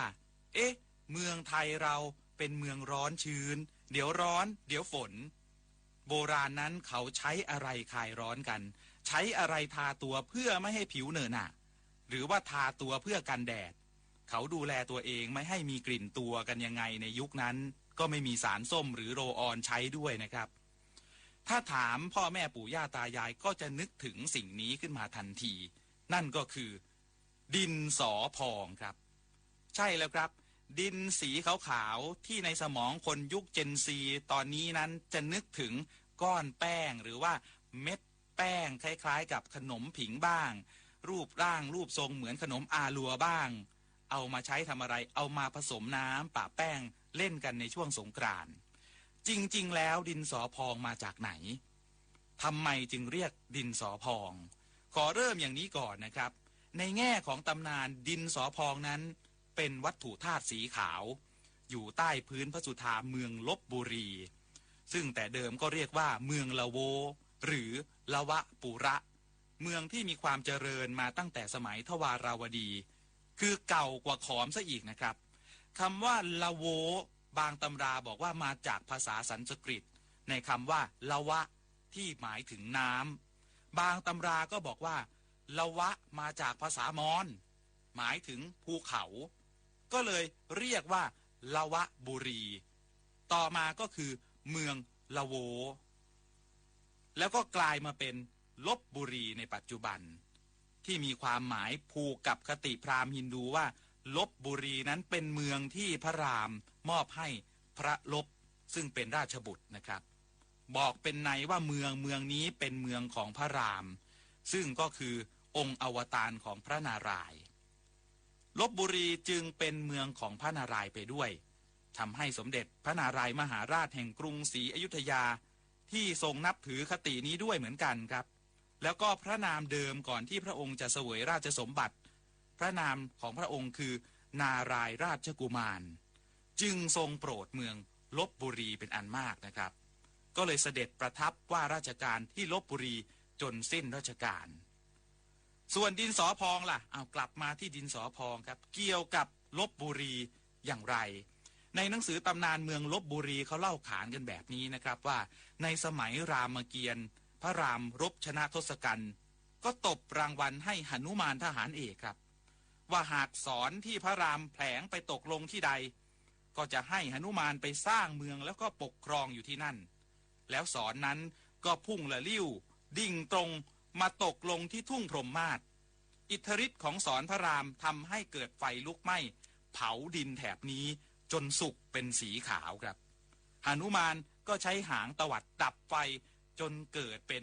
ที่ราบท่ามกลางภูเขาเหมือนเมืองลพบุรีในปัจจุบันแล้วก็สร้างเป็นเมืองลิงสร้างเป็นเมืองลพบุรีขึ้นมานี่ตามตำนานเขาว่าไว้ว่าทำไมถึงมีดินสีขาวที่ลพบุรีและทำไมถึงมีลิงอาศัยอยู่มากแต่ถ้าในแง่ประวัติศาสตร์ครับ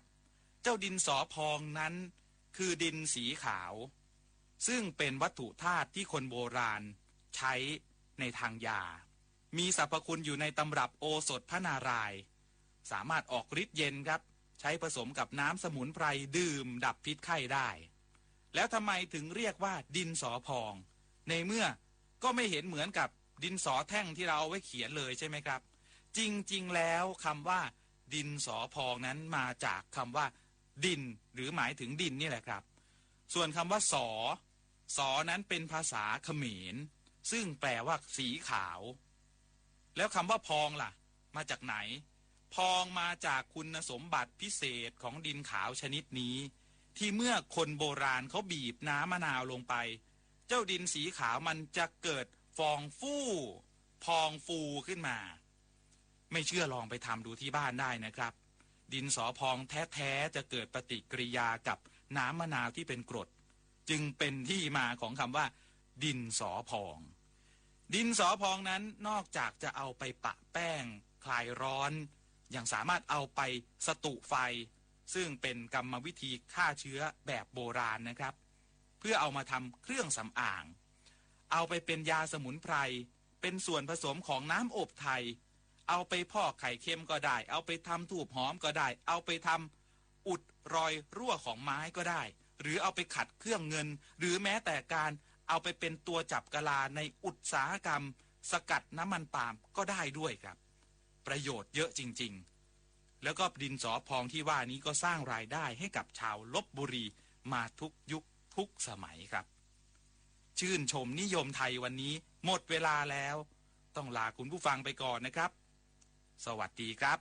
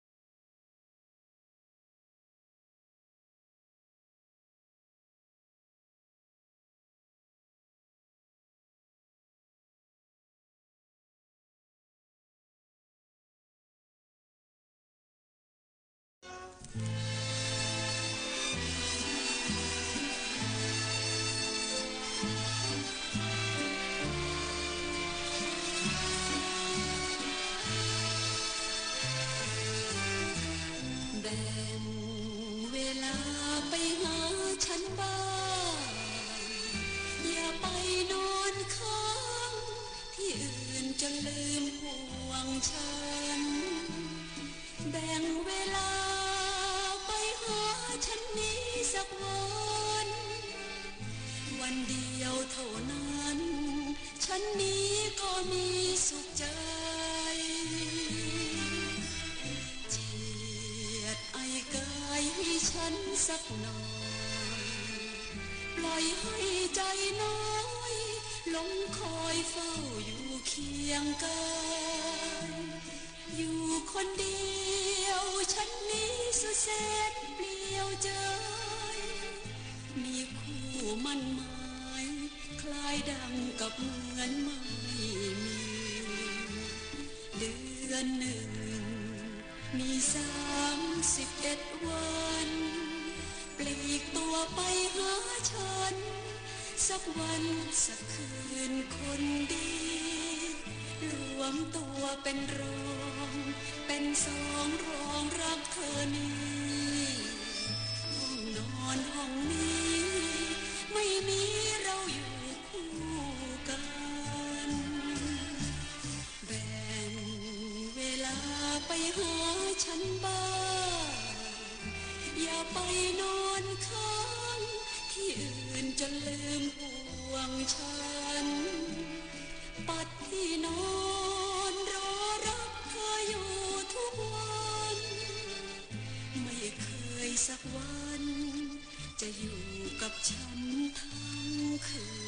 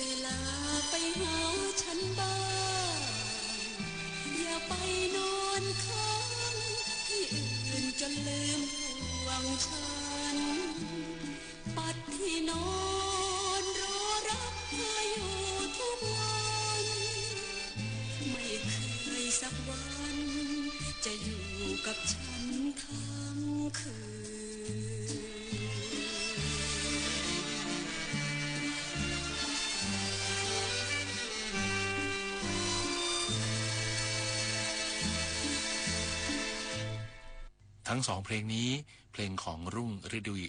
ฤดีแพ่งผ่องใสนะครับแหวลิ้นพันเดี๋ยวนิดอะไรนิดหน่อยก็ลิ้นพันนะครับผมจำได้ว่าอัลบั้มชุดนี้ผมมีแผ่นเสียงอยู่ผมไปเอาของคุณป้ามาตอนนั้นนะแล้วก็ที่บ้านเคยมีเครื่องเล่นแผ่นเสียงเมื่อก่อนนี้จริงๆตัวเองก็ไม่ทันหรอกแต่ว่าก็ชอบเพราะว่าจัดรายการใช่ไหมก็เลยเอาลงคือเอาจากเพลงจากแผ่นเสียงเนี่ยเอาไปบันทึกไว้ในตัว MD หรือมินิดิสนะคุณผู้ฟังเขาคงจะรู้จักใช่ไหมฮะตอนนี้ก็ใส่ในคอมพิวเตอร์แล้วโดยเฉพาะก่อนหน้านี้เอาความขมขื่นไปทิ้งแม่โขงเนี่ยโอ้โหได้ยินเสียงความมีเสน่ห์ของแผ่นเสียงเนี่ยชัดมากเลยนะครับก็เลยเก็บไว้แล้วก็นำมาเปิดให้คุณผู้ฟังได้ฟังกันนี่แหละเพราะฉะนั้นผมก็รวบรวมเพลงเก่าๆไว้เท่าที่จะหาได้นะครับคุณผู้ฟังครับเพราะฉะนั้นผมเลือกเพลงก็ไม่เท่ากับคุณผู้ฟังเลือกมานะอยากฟังเพลงไหนก็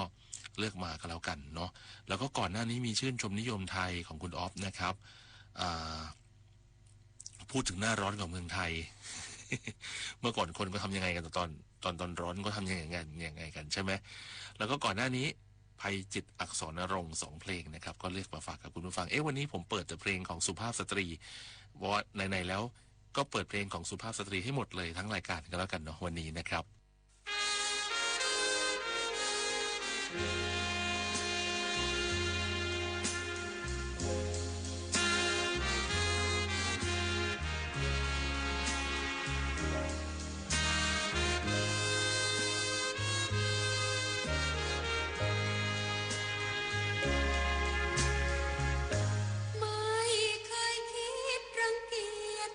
ค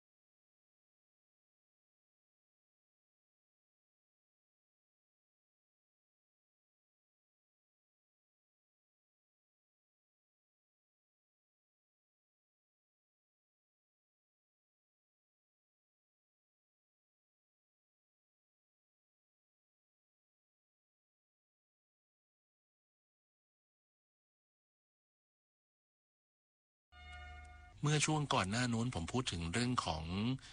การสัญจรอย่างไรให้ปลอดภัยนะครับแล้วก็พูดถึงรถที่จะต้องเข้าไปตรวจเช็คก่อนที่จะเดินทางไกลนึกถึงสถานีวิทยุกระจายเสียงแห่งประเทศไทยเป็นภารกิจหลักเลยนะครับในการจัดรายการพิเศษสัญจรปลอดภัยส่วนใครจัดรายการวันไหนบ้างมีรายการกี่โมงนะครับก็ติดตามรับฟังรายละเอียดผ่านรายการต่างๆของทางสถานีรวมถึงรายการเพลงประทับใจด้วยจะนำมาเล่าให้ฟังกันแล้วก็จะได้เชิญชวนท่านผู้ฟังได้ติดตามกันสำหรับรายการพิเศษของเรา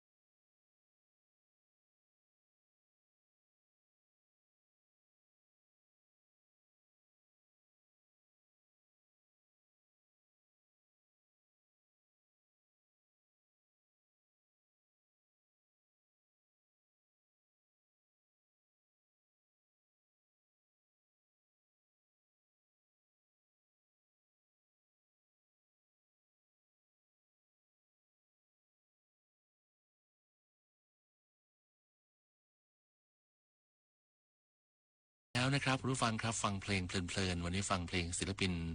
สุภาพสตรีหมดเลยนะครับไหนๆก็เปิดไปแล้วนะครับเดี๋ยวสุภาพบุรุษจะน้อยใจเดี๋ยวสัปดาห์หน้าจะมาเปิดเพลงของสุภาพบุรุษให้ฟังทั้งรายการนักร้องชายวันนี้เปิดนักร้องหญิงไปละนะครับเดี๋ยวคราวหน้าเปิดนักร้องชายบ้างจริงๆก็ผสมผสานกันแหละแต่วันนี้นึกยังไงไม่รู้เปิดเพลงของนักร้องหญิงสุภาพสตรีให้ฟังหมดเลยนะครับเดี๋ยวกลับมาใหม่สัปดาห์หน้านะครับจันทร์อังคารพุธก็เจอกันที่AM 819ส่วนพฤหัสบดีและศุกร์ก็เจอกันที่ FM 92.5แบบนี้แล้วก็เครือข่ายทั่วประเทศวันนี้ขอบคุณและ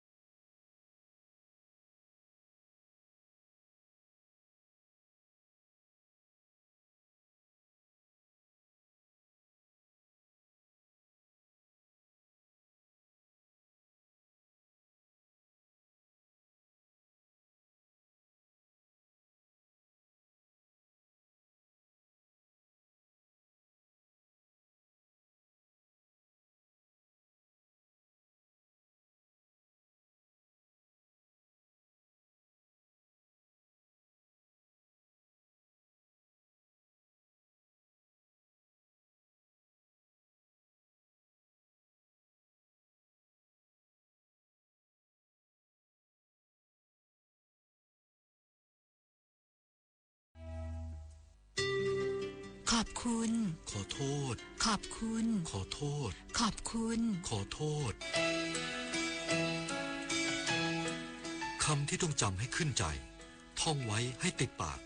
สร้างไมตรีมีน้ำใจให้แก่กันด้วยคำพูดดีๆนะคะ